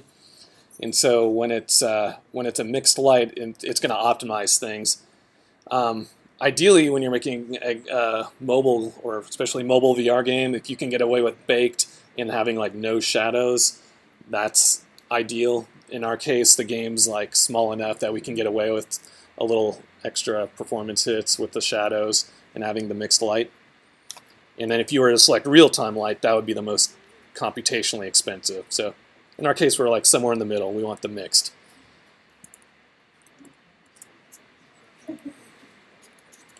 So we're going to actually start like adding some actual gameplay elements here. The first thing I want to do is like I want to have this path where this little cube pig, he's like running from like say behind the tree here. He's going to follow like a path and get to the door. So to make that path, I'm going to create it out of a series of spheres, kind of like little Pac-Man pellets. So I'm going to, in the hierarchy, 3D object, create a sphere. And I'm going to shrink it down to it's like somewhere close to the size of that cube pig. And I want to get it to the ground. I'm just going to set Y to 0.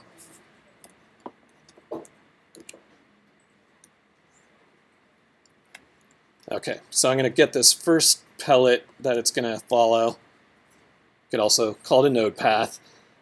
I'm going to put it kind of near the cube pig. Then I'm going to do that Command D shortcut to duplicate. And I'm going to make several more spheres that kind of make a path over to the door. And then the spacing of them and the number of them doesn't really matter. It's just more of like a visual guide. I'm just going to have this kind of like zigzag path. And then on the last sphere, you're going to want it kind of near the front of the door.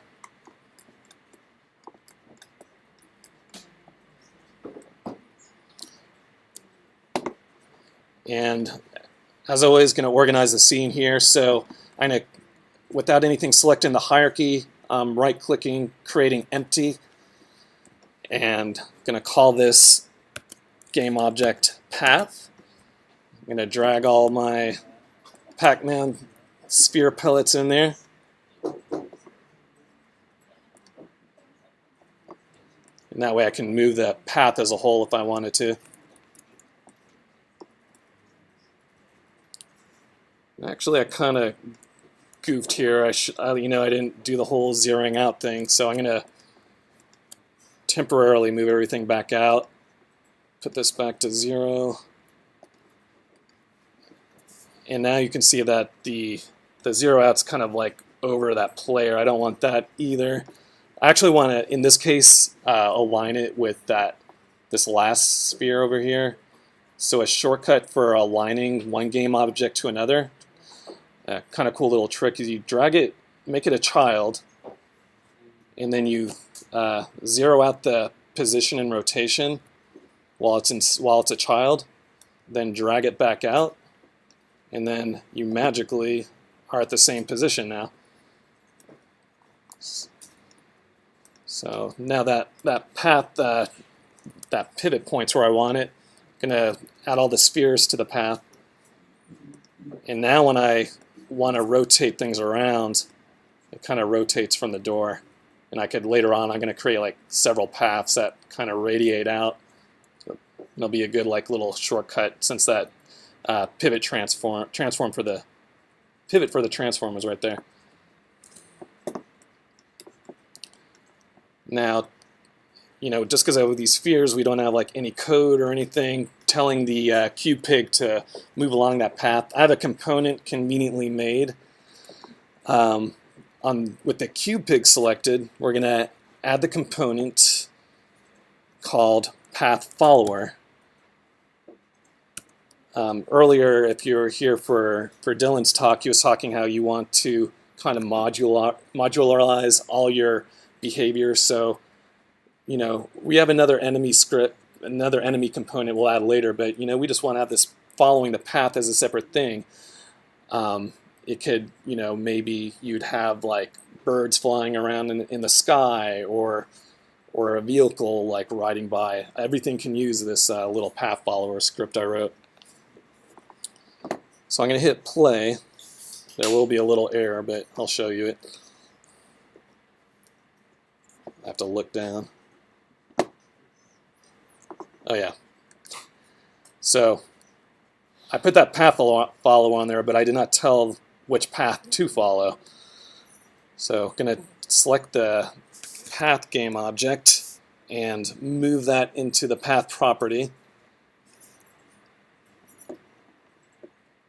I'm actually going to split my view here because I want to see the scene view along with the game view at the same time.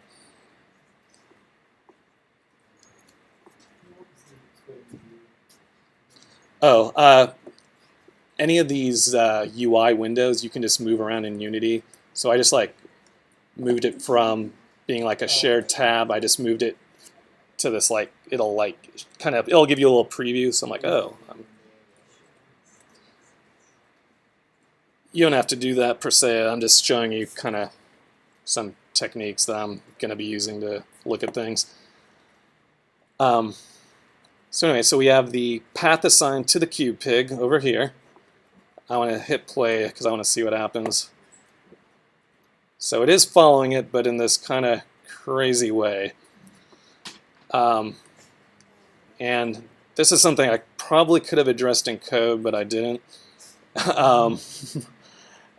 And that's I have this ground property because this is a hilly environment, so I always want to make sure the character's on the ground. So it's using this ray cast to kind of above the character. It's going to be shooting this ray cast, and whenever it hits the ground, it's like, oh, here's the Y position I want to be at.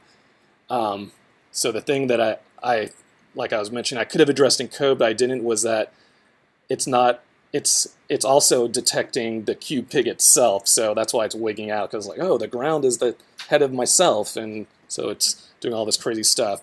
The quick fix for that, though, is in the inspector with the cube pig selected, there is this layer pull down, and there's a convenient layer called ignore raycast. Won't get too deep into layers, but that's the only one we need to use. And it's going to ask if you want to change all the children. We want to do that. This child of the cube pig is the sword, so we don't want to detect the sword either. Selecting it, so it leaves the eye on, and that's it's hard to know that it's selected. It's cube pig selected, and then ignore raycast. It's changing visibility. That when you do ignore raycast, it's basically gonna ignore. The way it's working in the code is it's like shooting like a little laser to the ground, and when it hits anything before the laser, it thinks that's the ground. So we're just saying, hey, the cube pig is not part of the ground. And so basically, with the cube pig selected, if the ignore raycast layer is visible, then it's functioning. Well, hopefully, I'm gonna hit play and see what happens. You never know. So that looks like it's doing it. It's doing this little hopping across the screen, and it's moving down the path. Later on, feel free to look at the code. All it's doing here is this like simple path thing where it's grabbing the position of each child in order. So it's like, oh, from one sphere to the next, it's like kind of tweening its way towards it. I see. I was using the layers drop down, which is global. But you're saying it's the layers under the game object. Oh, is there another layers tab somewhere? I was just using the global drop down, which is totally wrong. Oh, okay. So go ahead and save if you haven't already. Does everybody have their QPIG moving across the scene? Looks like everybody's okay. If not, feel free to ask for some help.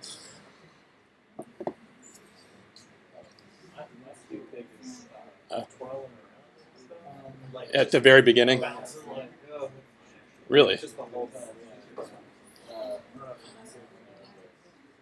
Oh, probably you don't have kinematics set on your rigid body.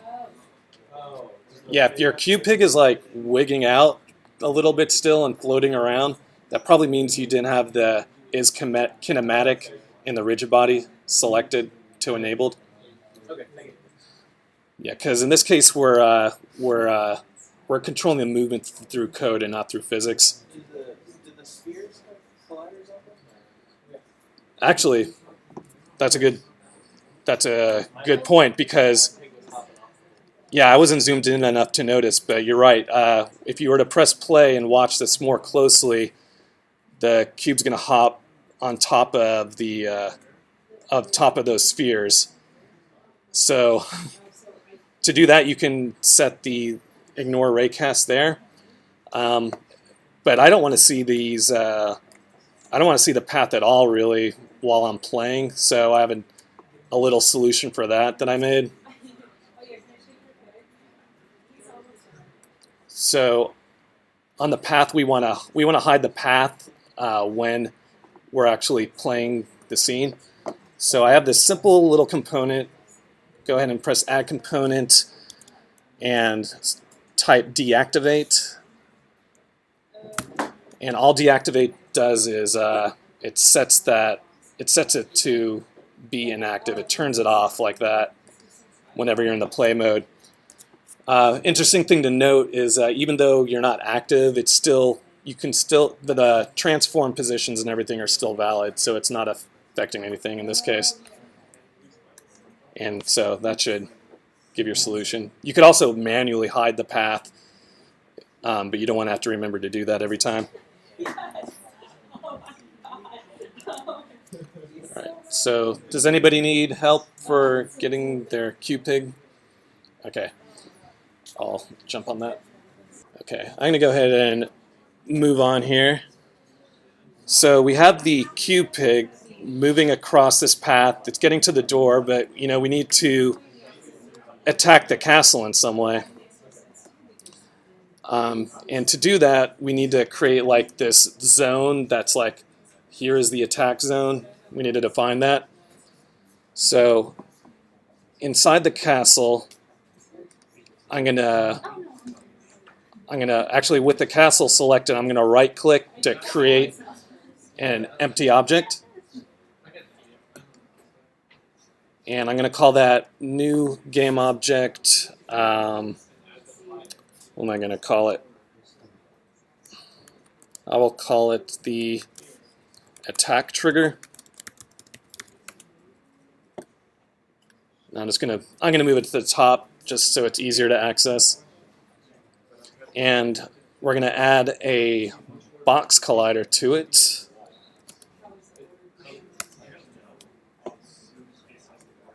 If your box collider is collapsed like mine was, go ahead and open it up.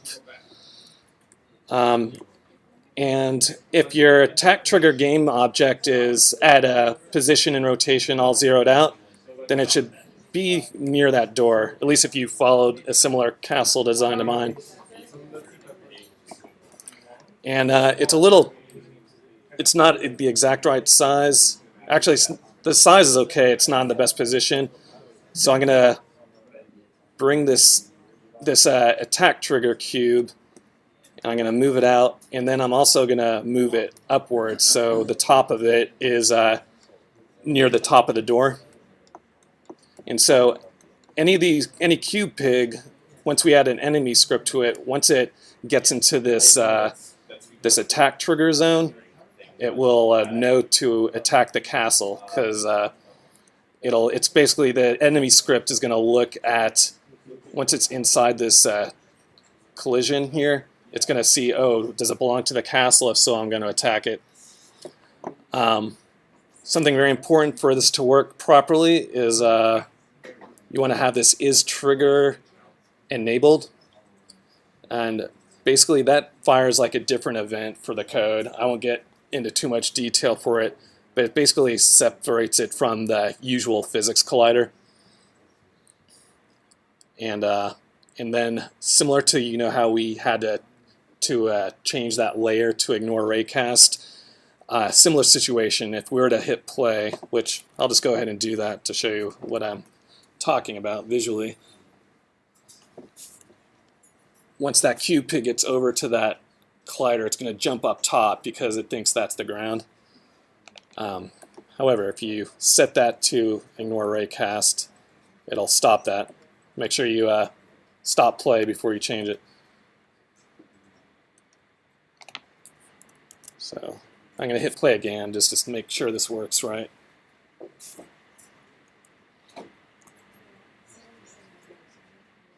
There we go. So if everybody has that little attack trigger set up, let's go back to the cube pig, and we're going to add a little enemy component that will know to attack the castle. So with the cube pig selected, add component, in the search area, start to type enemy.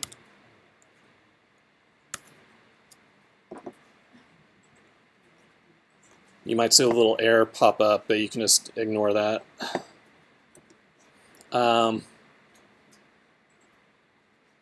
So yeah, so now, oh yeah, we want to set the, for whatever reason I didn't have the default health to be more than 0, but go ahead and set it to 1.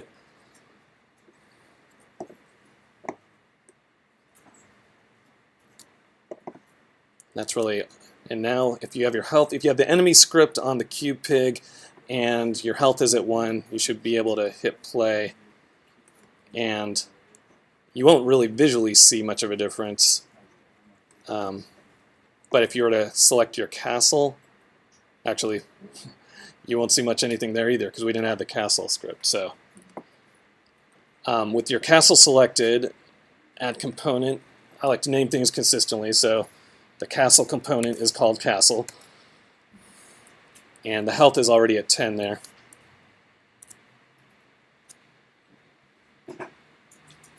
And once you have that, you can press play again and make sure your castle is still selected because we want to keep an eye on it.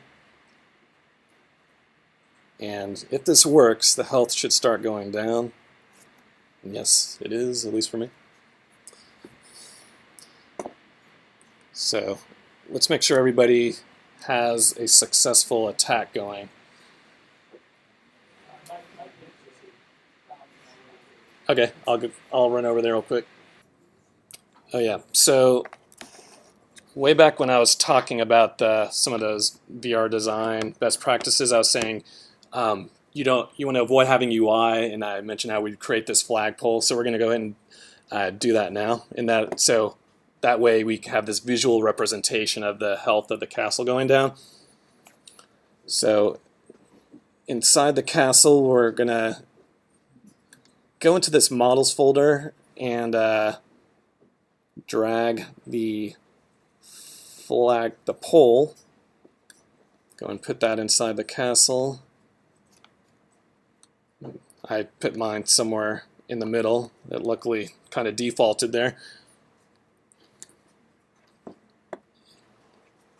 And I actually want to make a parent object for this called flagpole to make an empty child game object. I'm selecting the castle, right-clicking, create empty, And then I'm just going to call this flagpole. And then I want to make sure that the actually I'm going to put the pole inside the flagpole, but I also want to make sure the transform's aligned. So I'm going to make sure the pole is all, the position and rotation is all at 0. And I'm going to have to move the flag, the parent, back over to the middle. But anyway, so I can tell it's correctly aligned because when I select the flagpole and the pole, this transform pivot points in the same spot. Okay, and now we're going to add the flag to the flagpole. There's a model in here called flag, so just drag that into the flagpole. Make sure everything is at 0. That just gets us initially lined up, and then I'm going to drag it upwards somewhere arbitrarily near the top.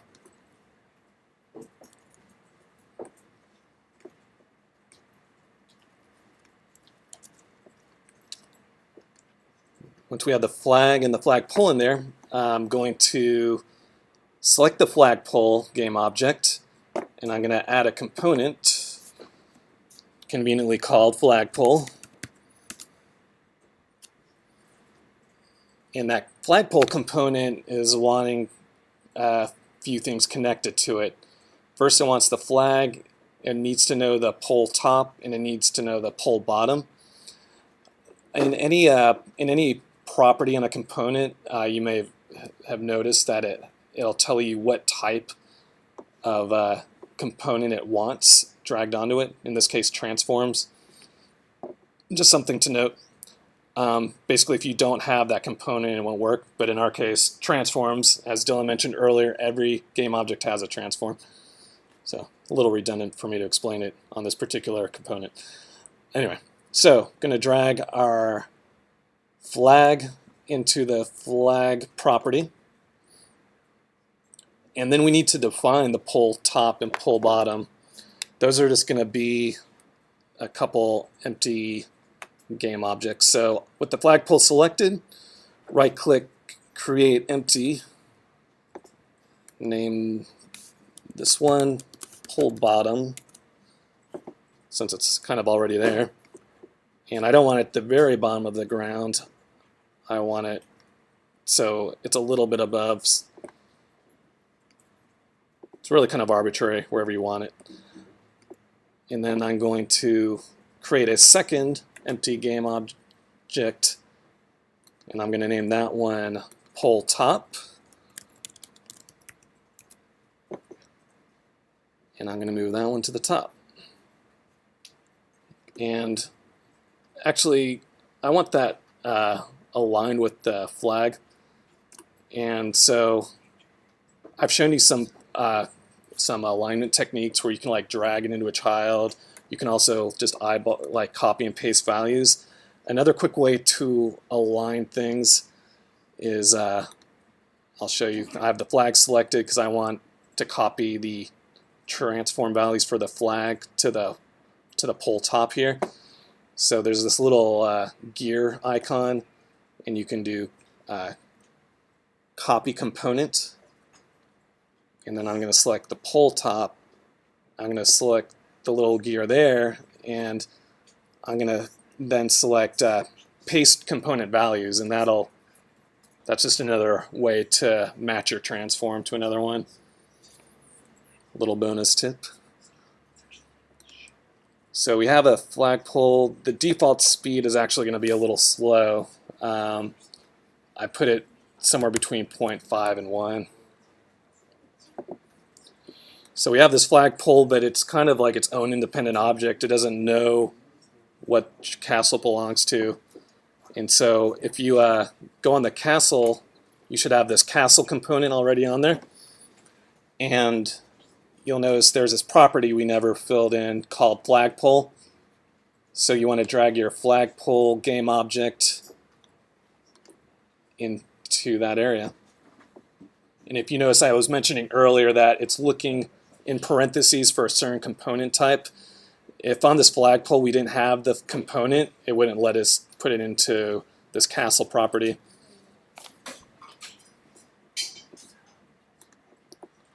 So with that flagpole in place, I'm going to hit play, and if everything is set up correctly, then we should see the flag lower as the health goes down.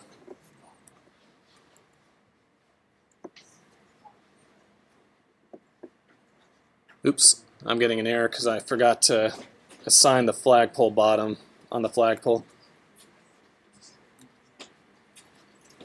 I'm moving my flagpole up to the top so I can access it easier.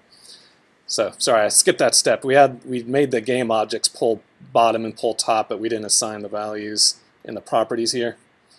So I have the flagpole selected, and I'm looking at the flagpole component, and I'm going to drag pull bottom to pull bottom, pull top to pull top. I want to clear my errors out because I don't like looking at them. You don't have to do that though. Should clear on play. Anyway, I'm going to press play, see if that's set up better now.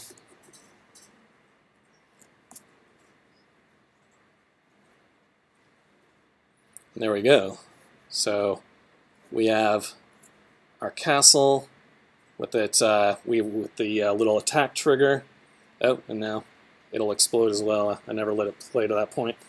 The cube pig goes and attacks it. As the health goes down on the castle, we have this flagpole, and it has the flagpole component, and it'll lower that flag as the health goes down.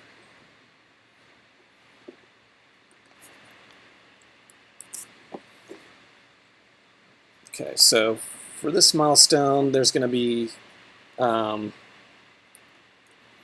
couple other little short steps. I want to make some more paths here. So if you have your path parent object, if you already have that grouped together, this will be a little easier. What I'm just going to do is Command D to duplicate the path, and then I'm just going to move it to somewhere else.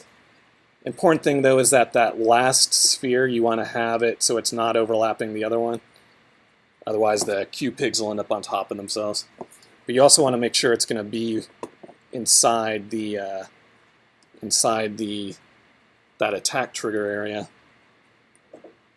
So I'm going to make 3 paths total. You can make as many as you want though.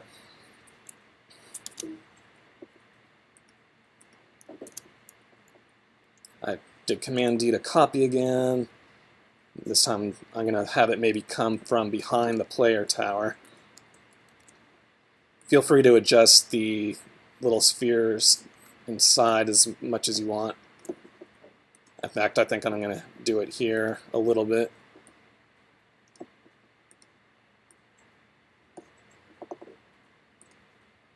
And so once you have a path or two there, we could put these cube pigs and assign it all over, but that's going to get a little tedious. Also, we don't want in this game, I didn't want the cube pigs to all attack at the exact same time. So I have this little enemy spawner that we're going to make, and the enemy spawner is essentially going to just pick a path to assign a cube pig to. Now, earlier I had mentioned this whole prefabs thing. You'll notice in the projects folder we have a folder called prefabs. There's already this explosion thing that we'll use later. But we want to create our own prefab, which is this cube pig. Because when you drag, what we're going to do is we're going to drag the cube pig into the prefab folder. And once it's in there, with this project one selected, I actually want to keep things clean and zero it all out.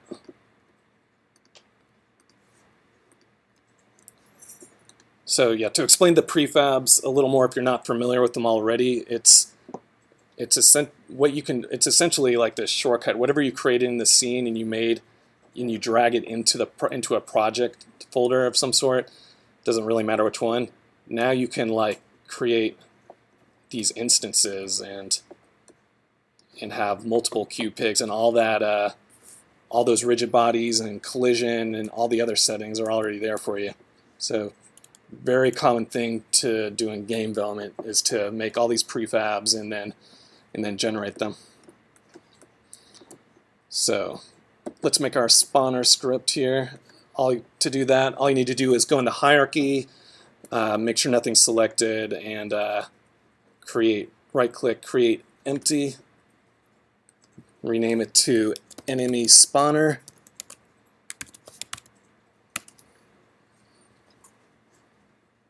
As usual, I like to keep things clean and zero things out. We're going to add a component called enemy spawner. Have everything named consistently here. So the enemy spawner, it needs a few things to be set up. First, it needs the enemy prefab, which we just created. That's this cube fab in the projects folder. So with the enemy spawner selected in the hierarchy, we're going to drag the cube pig that's in the prefabs folder. We're going to drag it into that component property there called enemy prefab.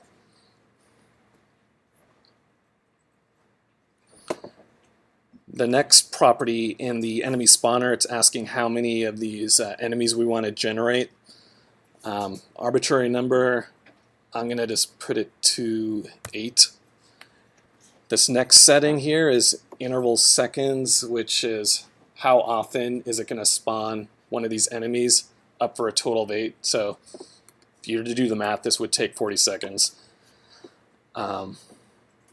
Now, this next one's important. We have the paths. We need to give the enemy spawner, we need to allow it to choose a path. So if you open it up just by clicking on it, you can change the size, which is like how many paths we want to choose from. In my case, I made 3 paths. So I'm going to type 3. And then one by one, I'm going to drag from the hierarchy, I'm going to drag each path into this path's properties. What this is, when you see things like this where it has a size and these elements, that means it's an array in the code.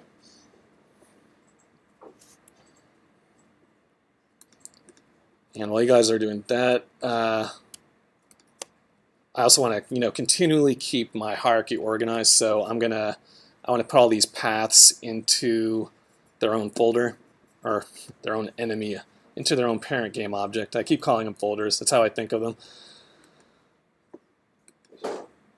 So I'm just going to call this paths plural.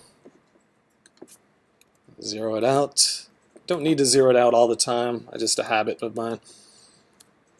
And I'm going to select all those paths and put them in the paths parent object.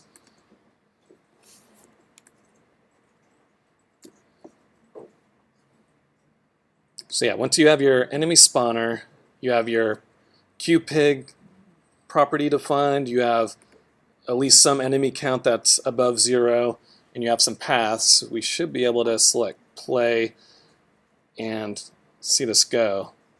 Oh yeah, I do want to actually delete the cube pig that's already in the scene. I don't need that one anymore. Make sure, if you're going to delete it, make sure you have it in the prefab first. Otherwise, you're going to be in for some pain having to recreate it all. Maybe just deactivate it.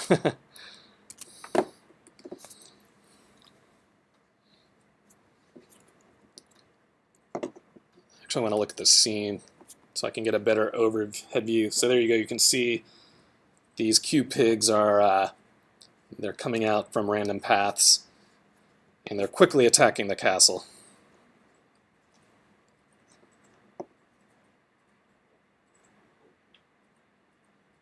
We don't have anything that can tell the spawner to, hey, stop attacking once you've already beaten the castle, but we'll add that later. So that's the end of this milestone. We're going to go ahead and make sure everybody's situated and has some paths with some enemies attacking the castle and an enemy spawner. If you need any help, please raise your hand, and myself or others will help you out. All right, gonna get back to this here.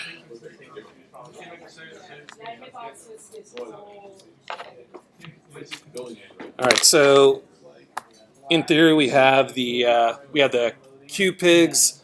They're now attacking the castle, but we need a way to defend the castle. So we're gonna create a little cannon for the player.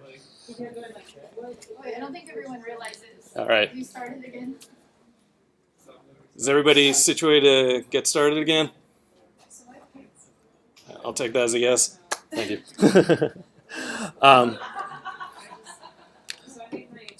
So anyway, so the next thing we're going to do, we're on Milestone 3. We have 5 of them. The last 3 are going to go a little quicker.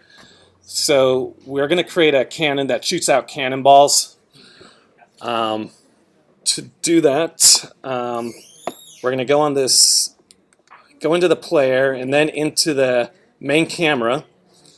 And with the main camera selected, we're going to create another empty game object, and we're going to name it Cannon. Yeah. So we're creating this empty game object and naming it Cannon, and we're going to put it inside of the main camera because we're going to end up shooting cannonballs from wherever the player is looking.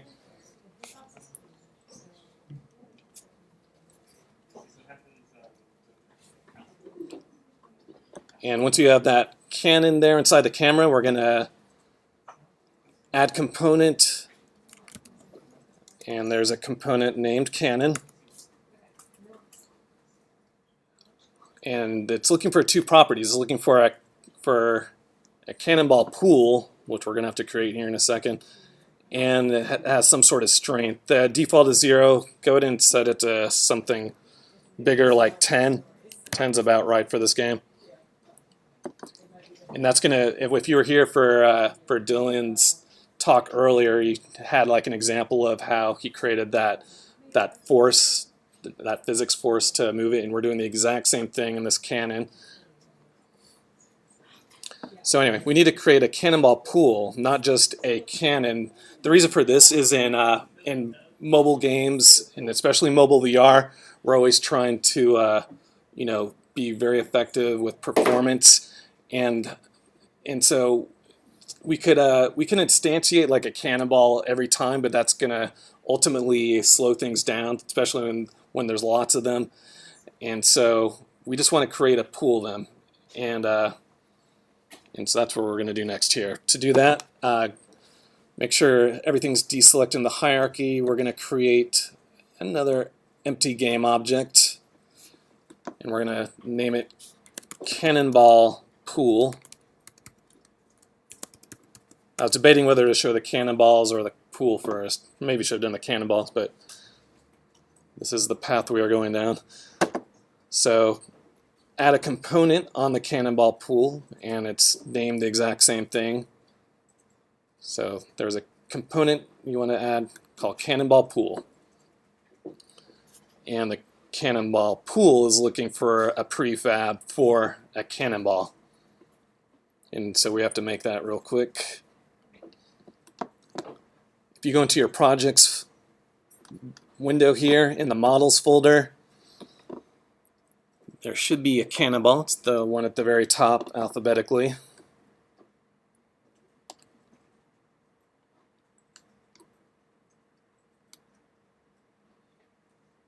Anyway, so I'm going to press F so I can look at it. And I want to remind you how earlier when I was talking about going over the VR design stuff, I was saying you really want to avoid using things that are too spherical or really rounded surfaces a lot of times.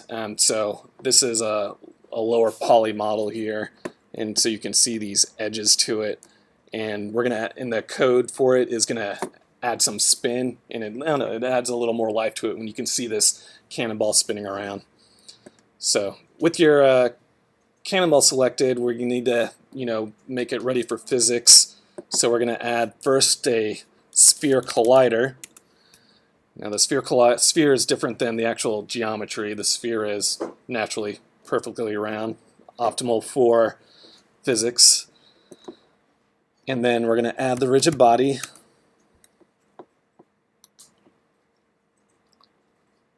And on this one, we actually want to go ahead and leave kinematic off because we're just immediately going to apply a physics force to it in the script. And then we're going to add a third component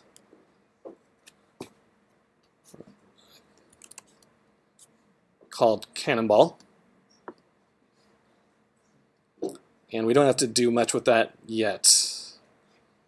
But the reason we need to add the Cannonball for now is that the Cannonball pool, remember I was saying how these in the components it gives you a hint of what kind of thing it's looking for. So it's looking for any game object that has a Cannonball component on it. So with the Cannonball pool selected, we're going to drag the Cannonball. Actually, take that back. We're not going to drag it on there yet because we need to make it into a prefab. So, sorry. Backtrack a little. With the Cannonball selected, we're going to drag it into the prefabs folder.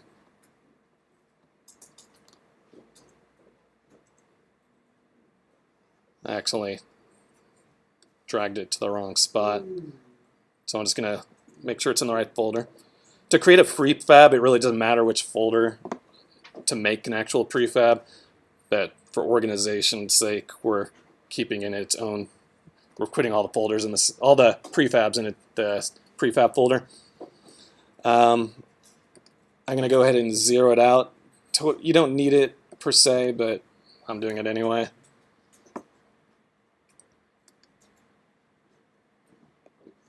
I'll leave that Cannonball in the scene for now, but we'll get rid of it in a little bit. So select the Cannonball pool, and we're going to add the prefab from the project folder, not the one from the hierarchy. From the project folder, we're going to get that Cannonball and define the Cannonball prefab. And so, as I was saying earlier, this Cannonball pool, it's going to create ahead of time a number of instances because when you instantiate things while the game is playing, it's going to have a little performance hit that we want to get rid of. So we're just going to create them all up front. The pool is going to deactivate them, and then as needed, once a Cannonball is available, it'll use it.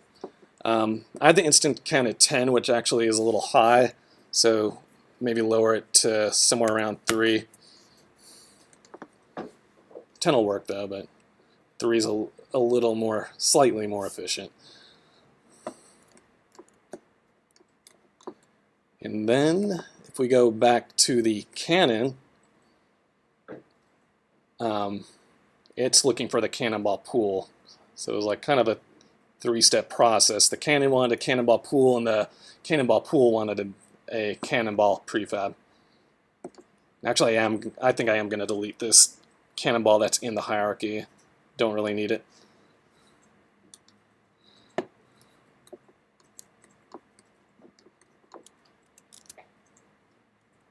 So you could hit play, but it's not really going to do anything, and the reason is that the cannon needs to know when in the fire. That cannon is a little bit modular in the sense that you can add cannons anywhere in the game. This one just happens to be aligned with the main camera, so we need a way to detect like a trigger event on the cardboard. There's like if you were to pull it out, there's like a little trigger that you can press, and that'll like fire these cannonballs out. So to set that up, go on the cannon, and we're going to add another component, and this one is called GVR all events trigger. And basically what this component is it gives you access to all the events that a trigger can that can be triggered in while in Google VR. So the very top one is called on pointer click, which is essentially clicking on the on the little cardboard. So what we want to do is press the plus button,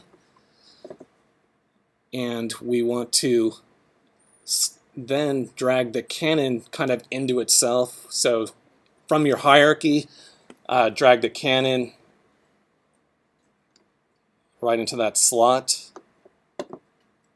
Once you've done that, you'll have access to all the public-facing components, all the functions inside the components. So if you notice, we have game object, we have transform, which is the transform, we have the cannon, and we actually have like this GVR all events trigger. For some reason, we need to access that. So we want to access the cannon component, and if you go inside that, there is a function called fire, and that's the one we want. So to reiterate that, we're on the cannon. We have the GVR all events trigger component added. We press this little plus button, which opened up a little slot to add to these on pointer clicks. And then we drag the cannon itself into there. And then from there, we did this little drop down, went to cannon, fire. And in theory, we should have cannons now, cannonballs. Let's see what happens. Pressing play. I did something wrong, since I'm getting errors.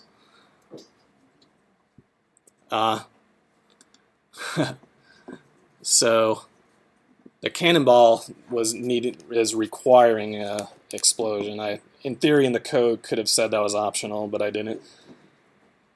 So what I'm doing is I'm going into the cannonball prefab that I made down here in the project view. And you'll see that this explosion prefab is empty, and it's requiring something there. And actually, this was the only prefab I had pre-made in the project. So you should in the prefabs folder see explosion, and so drag that into that explosion prefab area. So once again, we're in the project view. If you made the cannonball prefab, you should have put it in that folder. The cannonball prefab should have a cannonball component, and the cannonball component is expecting explosion prefab, which should already exist in the project, and we dragged that into that slot. And hopefully we don't get errors now when I press play. Alright, so to simulate this in the game view, you should be able to click on the game view screen, and you should have cannonballs and cannonball explosions. And if you can hit a cube pig, it should kill him.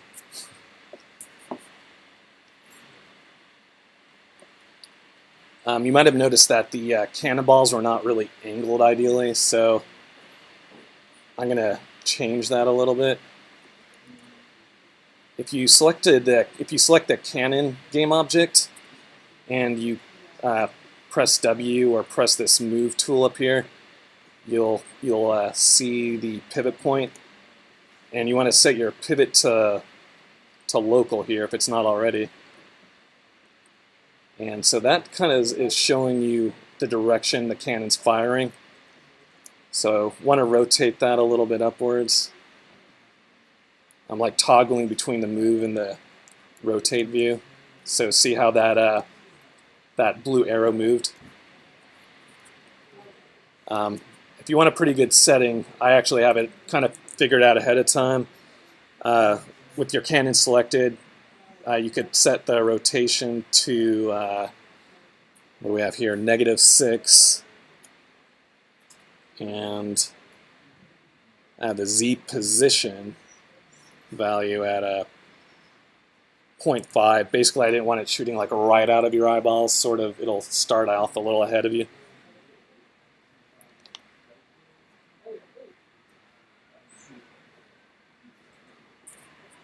So let's make sure everybody has cannonballs firing. If you need help, please raise your hand and come around and help you.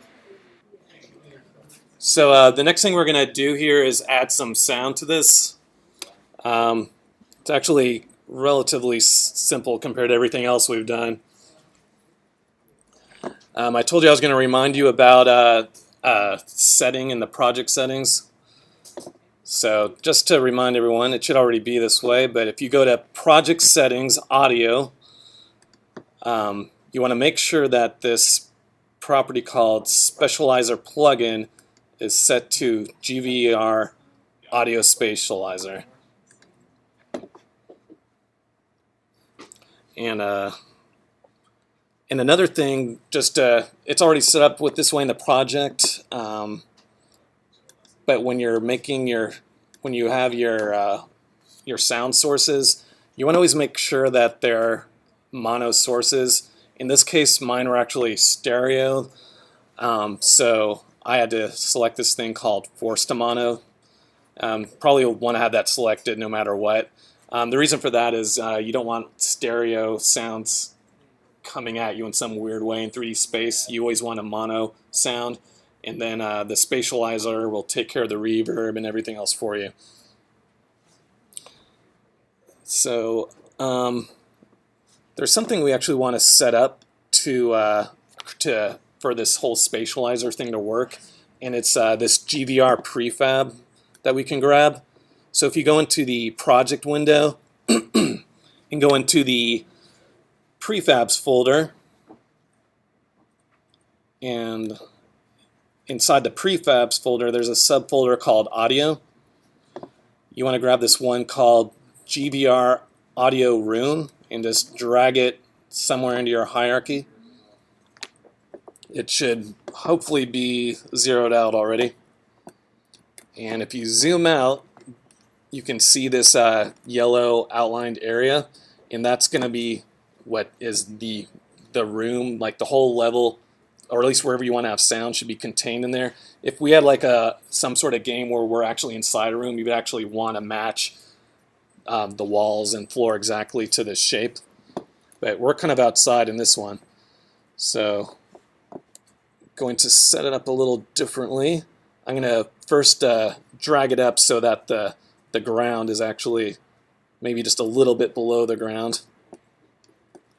And these this border that you're seeing, it's determined by the scale. They have it, for whatever reason, is defaulted 6 by 4 by 10. I'm just going to switch X to 10 as well.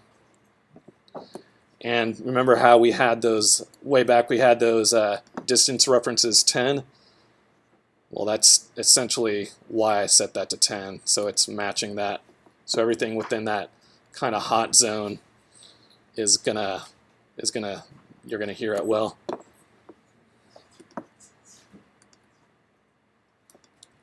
Okay, so we have that GVR audio room. Now we want to set some properties on that, on the GVR audio room component. You'll see the surface materials. It's essentially just all the walls, floor, and ceiling.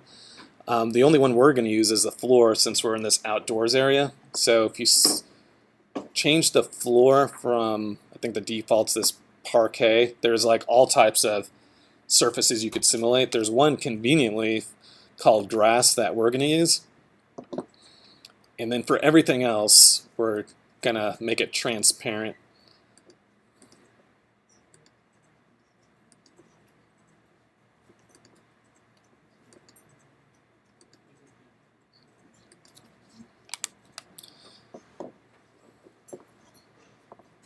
Okay, so once you have your surfaces all set to transparent except for the floor, that one should be set to grass, we can start adding some audio sources. For this game demo, going to keep it really simple. We're just going to add 2 sounds. And that's going to be this like a bounce sound each time that QPIG is bouncing. And then we're going to add like an explosion sound. So to do that, first I'm going to close this Google VR folder. It's getting in the way of seeing things. So I'm going to select, inside the project folder, I'm going to select the prefab there, just because it's a little easier to edit in here. At least I think so. So going to add a component called GVR audio source. Which feedback did you select? The QPIG. Yeah, we're going to add like a little bounce sound to it each time it hops.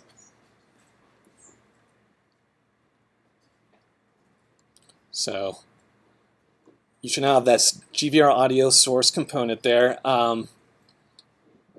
Now we're going to use this component way where we're not going to manually, we're not going to set this audio clip value. And also you can take play and awake, you can turn that off. Not required, but might as well do it in this case. So this is like, so we want to have this bounce sound happen every time that this character is hopping. And if you look on the path follower component, you'll see this thing that says on hop, this little area. Now, similar to earlier, how we were setting up the that like trigger and we had to select the on click event so we could fire the cannon. This is very similar. In the code, I made this event called hop, and there's also started and finished. So when you start the path follower, you could trigger something, or when you finish the path, or when you're hopping along. So on hop, we're gonna click that plus button. Then we're gonna drag the QPIG from itself into that slot on hop. So once again, I went in the project folder. I have my prefab, and so I'm dragging the prefab kind of onto itself into that slot in the inspector. And then in the function dropdown, I'm going to go down to the bottom one, GVR audio source, and I'm going to look for this function called play one shot. And play one shot is looking for what sound we want to play on that one shot, and that's going to be this bounce sound, which you can find in your project window. I did something wrong. Hold on. I actually put in the wrong area.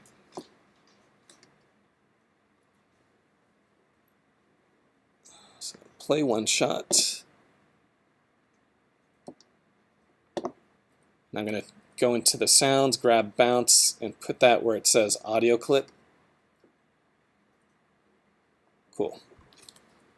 And so that should be all we need to get a bounce sound. Let me go ahead and press play, see if, make sure I guess the volume is somehow attached to this projector. I'm not sure if we'll hear a sound or not. Someone made a bounce sound. Oh, there we go.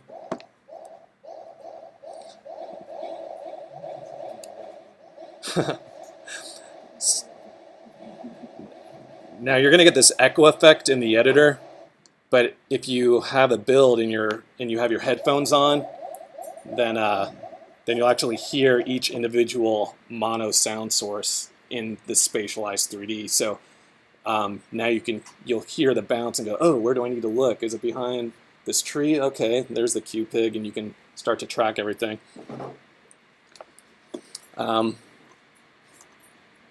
I did want to give like one of my few code notes in this demo, just because it's like such a powerful feature. If you're not using it already, if you have some experience in scripting, I highly recommend it. So I'm going to open up this path follower script. So you know how it had that on started, on finished, and on hop, we just attached that on hop sound. So that's this thing called Unity events. And Unity events allow you like an easy way to decouple kind of your design from your code, and also it just allows for this huge flexibility, especially for if you have like someone designing the game levels that's not a coder per se. All you have to do is first you have to allow Unity events, and then you can make a public property called Unity event. In this case, I have those three called on started, on finished, on hop, and to activate those to trigger them to the game so that they're accessible to the inspector. All you got to do, I'm going to go down to my hop method I have in here. So if I was to read this code, basically it's saying if I have any hop strength, if I'm able to hop, okay, I'm going to go in here, and if I'm at the ground level, if my position offset is at 0, then like I'm about to jump. So, and then all I have to do is call onHop.invoke. And so that'll invoke anything that's been attached through the inspector, which is a very powerful thing to have available. I was using Unity for a while and didn't know about this feature, and it was like a total game changer for me. So thought I would pass that along. So basically, it runs through all the components. Yeah. And tries to execute. Yeah, In the yeah. inspector. So yeah, I'll go back to the inspector here. Yeah. So now it's exposed this on hop thing. Now I can connect any game object in here and trigger anything that happens inside that game object. If you happen to go to in the milestone, if you go to milestone 5, actually I'll do a little sneak peek in there. I created a cube pig that has like a parachute because I have like a parachuting ones.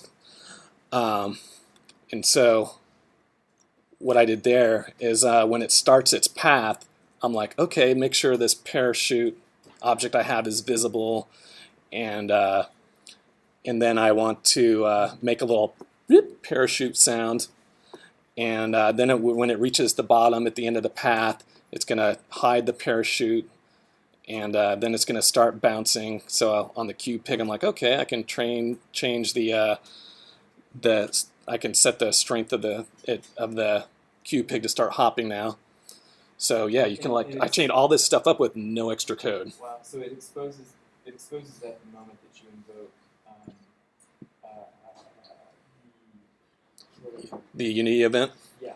Yeah, all you have to do is .invoke, and if you've used like the regular Unity event system, you'll know that you always have to like check for a null if this event is if there's any listeners on this event, you need to check that first. But in the Unity events, you don't even need to check anything. You're just free to call invoke, and now you've like hooked up this powerful thing to really make your design way more flexible. So you benefit by that even when you're not working with less technical people, but just by your own organizational logic. Yeah, when on the Headmaster game I worked on, we had a couple level designers on that. They weren't code people at all, but we're like, hey, when the soccer ball hits this target, we have this on-target event. Yeah. You can make an explosion happen, Right. or any number of things, trigger sounds. It's called event. Unity event. Okay. No problem. So anyway, let's go ahead and add a sound to the explosion now. So I'm going to edit the explosion prefab, or sorry, the cannonball. So on the cannonball, I'm going to add component, GVR audio source again.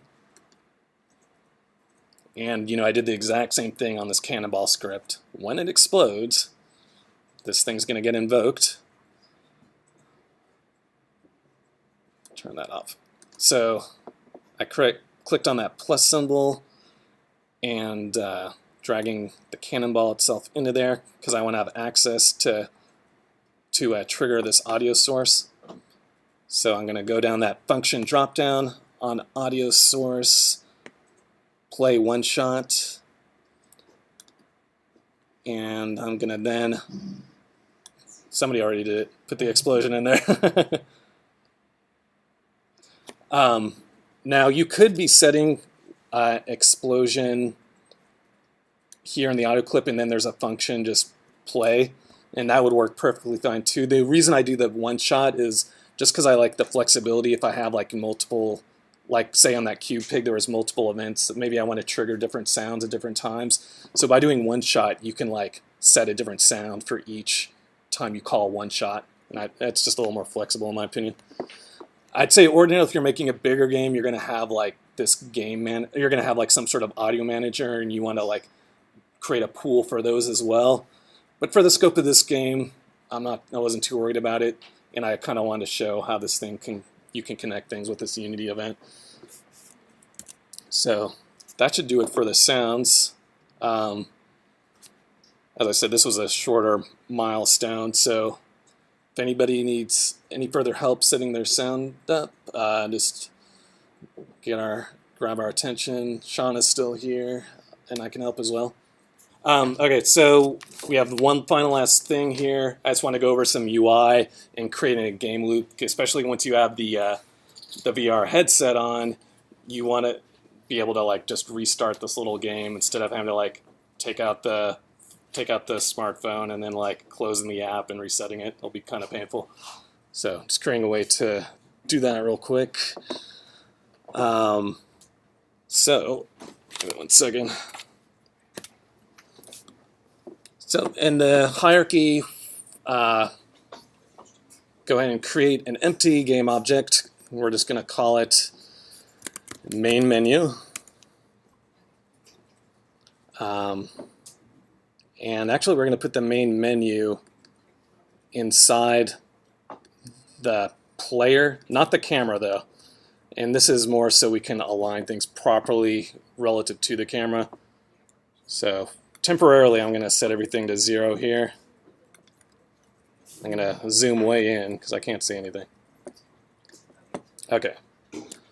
I'm going to make like a button inside here, and eventually we'll move it out. So in the main menu, we're going to create another empty game object. This one's going to we're going to call it a just start button. Make sure everything's zeroed out if it isn't already. Looks good there. Okay, and then we're going to add some geometry to that. If you've done the regular UI system, I recommend trying to actually avoid that, especially in mobile VR, just because it just has a performance hit that's not worth it. Especially Google VR has like a convenient SDK that allows us to interact with the real world objects. So there's going to be kind of an ugly button, but we'll make it. So in the models folder inside your project, there's this thing called a UI quad. Go ahead and drag that as a child of the start button. You might have to zero it out to see it. It's basically just this big rectangle. And then once you have that UI quad in there, with the start button selected, we're going to add another object. Just going to call it, actually, okay, so we're going to create an object. It's not empty though. This is going to be called 3D object 3D text. And 3D text is actually kind of a new feature for Unity. If you ever in the past used this package called Text Mesh Pro, that's what this is. They've made it native to the editor now. So I'm going to just change the color real quick to something darker.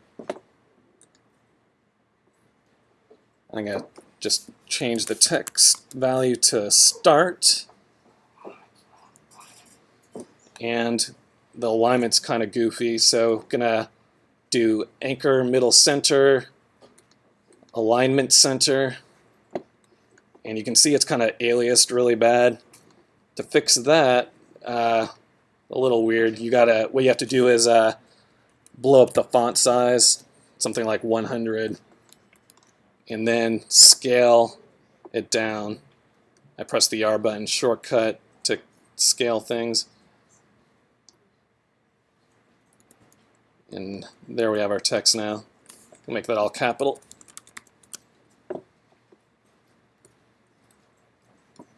So there we have a start button.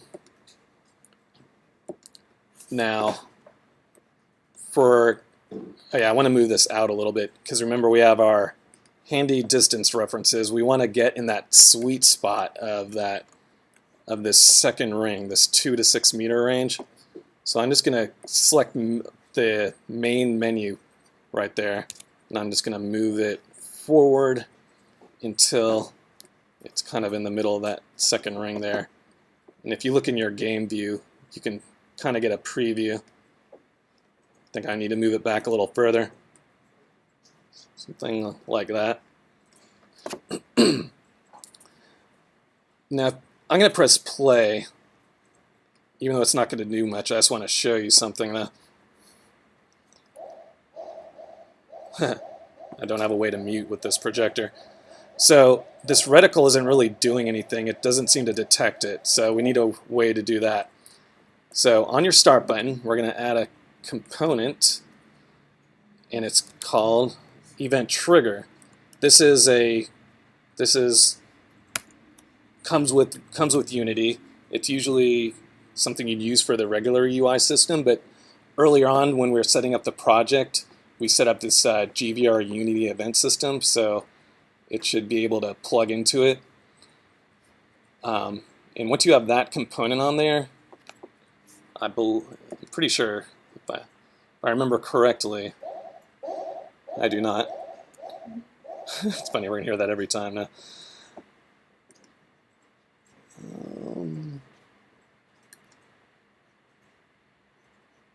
It should be working. Oh, it should have been working, but forgot to add the good old collision on the start button. So just add a box collider. It should sorry, gonna add it on the UI quad. You could actually add in the start button and then adjust those bounds, but it's a little easier to do it on geometry because it's automatically gonna fit to it. So those box collider bounds are automatically on there now. So now we should see the reticle like react a little bit. So see how it goes from small to big now? So that means it's detecting it properly. And once it's detecting it properly, we can now use this event trigger. So I'm going to use pointer click. And I'm going to go ahead and press the plus sign. And just for a quick example, to show how this would work, I'm going to drag the enemy spawner in there.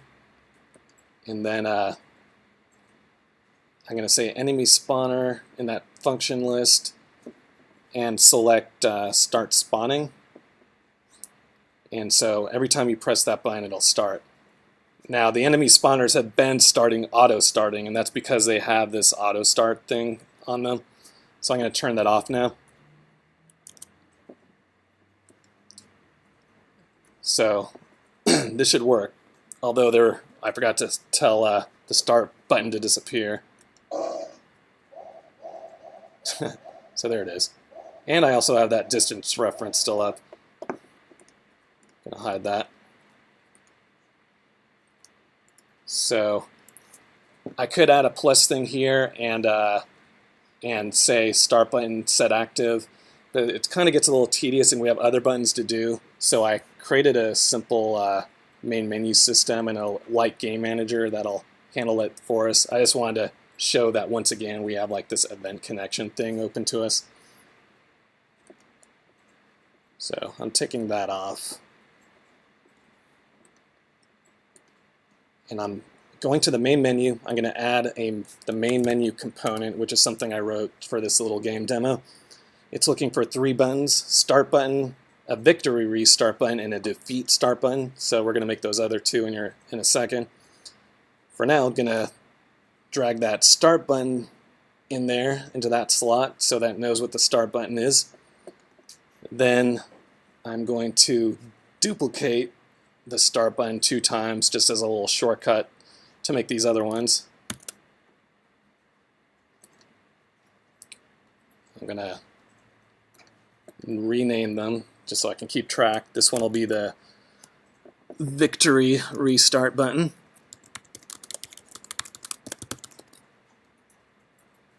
This will be the defeat restart button.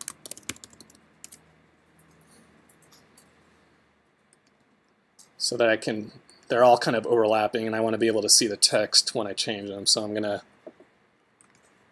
hide the buttons that aren't the. I'm just going to leave the victory button where I can see it. And I'm going to change the text on it.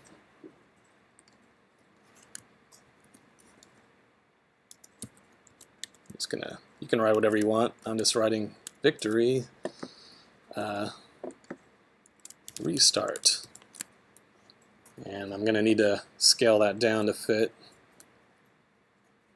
And I'm going to do the same on the defeat restart button.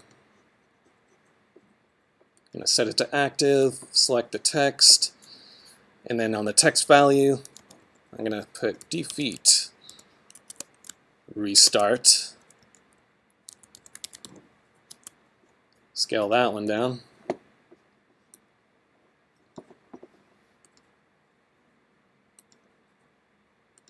I'm going to go ahead and you can leave them all hidden or not. Just for reference so I know where that UI is, I'm going to leave the start button showing. And then going back to the main menu, on the main menu component, going to define those other buttons. So now we should have start, victory, and restart. If you were to look at this main menu script, it's doing nothing fancy. All it is has some methods available to it to like show the start button, show the victory restart, and when you do that, it'll just hide the ones you don't want to see. And then there's a hide all. So the next little step here, and this is the last thing we'll be doing, is in your hierarchy, without anything selected, just so we're in the root of the hierarchy, we're going to create an empty game object, and we're going to call this game manager. Add a component to that called game manager as well. And once you do that, the game manager, it's looking, there's another custom script I just wrote for this demo. It's looking for a main menu, and it's going to look for the player cannon, and it wants to know the castles and the spawners. Basically, what it's going to do is it's going to kind of manage, okay, the spawners need to start, we want to hide the UI, make sure the castle and everything is reset. So we have the main menu, so we can give it that one. So I'm dragging the main menu, oops, that's the main camera. Drag the main menu into that slot. We have our cannon that belongs to the player. So I'm going to put that one in the player cannon slot. We have a castle. I designed this so in theory you could have multiple castles that you want to defend. We just have one so far though. You can feel free later on to make more if you want. So I'm going to make the size 1, which will allow me to have one castle in there. And I'm going to put the castle into that slot. Enemy spawners. So far I've only demoed one, but you could have multiple ones.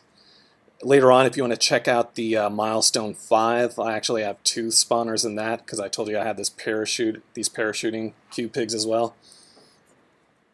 So just one for now on this one. I'm going to drag the enemy spawner in there. So I'll give everyone a minute to get that set up. You should have your main menu, which has those 3 buttons. You have the cannon, you have the castle, and an enemy spawner. And I'll go ahead and press play just to check that I did this correctly.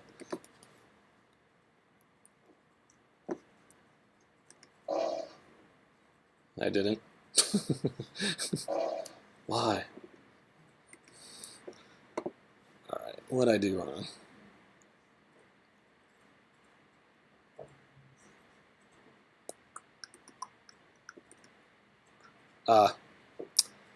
This was something silly on my part, as far as when I made the code. So I still need to tell all these buttons to, I need to tell them, hey, game manager, we actually want to start the game. So that's all that's left on that. So I'm going to go on each button and add an event trigger for the pointer click called start. Right, sorry. Let me double check this works correctly.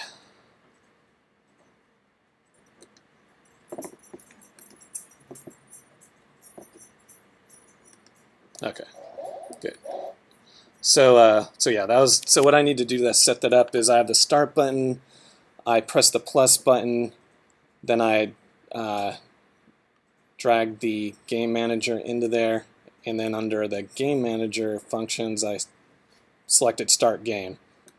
And if you're not seeing this whole slot available, you need to select this add new event type and select the pointer click. I'll go ahead and redo that. I need to do that anyway for these other two. I'll show you what that looks like. So if you had just add the event trigger, you add new event type, pointer click, then press the plus, put the game manager in there, under game manager, start game. That's all I need. So if I had coded this slightly better, I would just have that automatically. I would tell the buttons, hey, that's what we do when you get clicked, but I didn't do that. All right. So I'm going to test that out.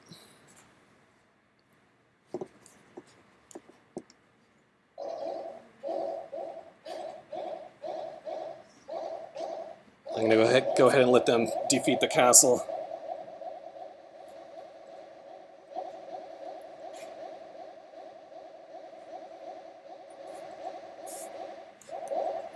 There we did. Now we can restart. Okay. Cool. So, that is the game.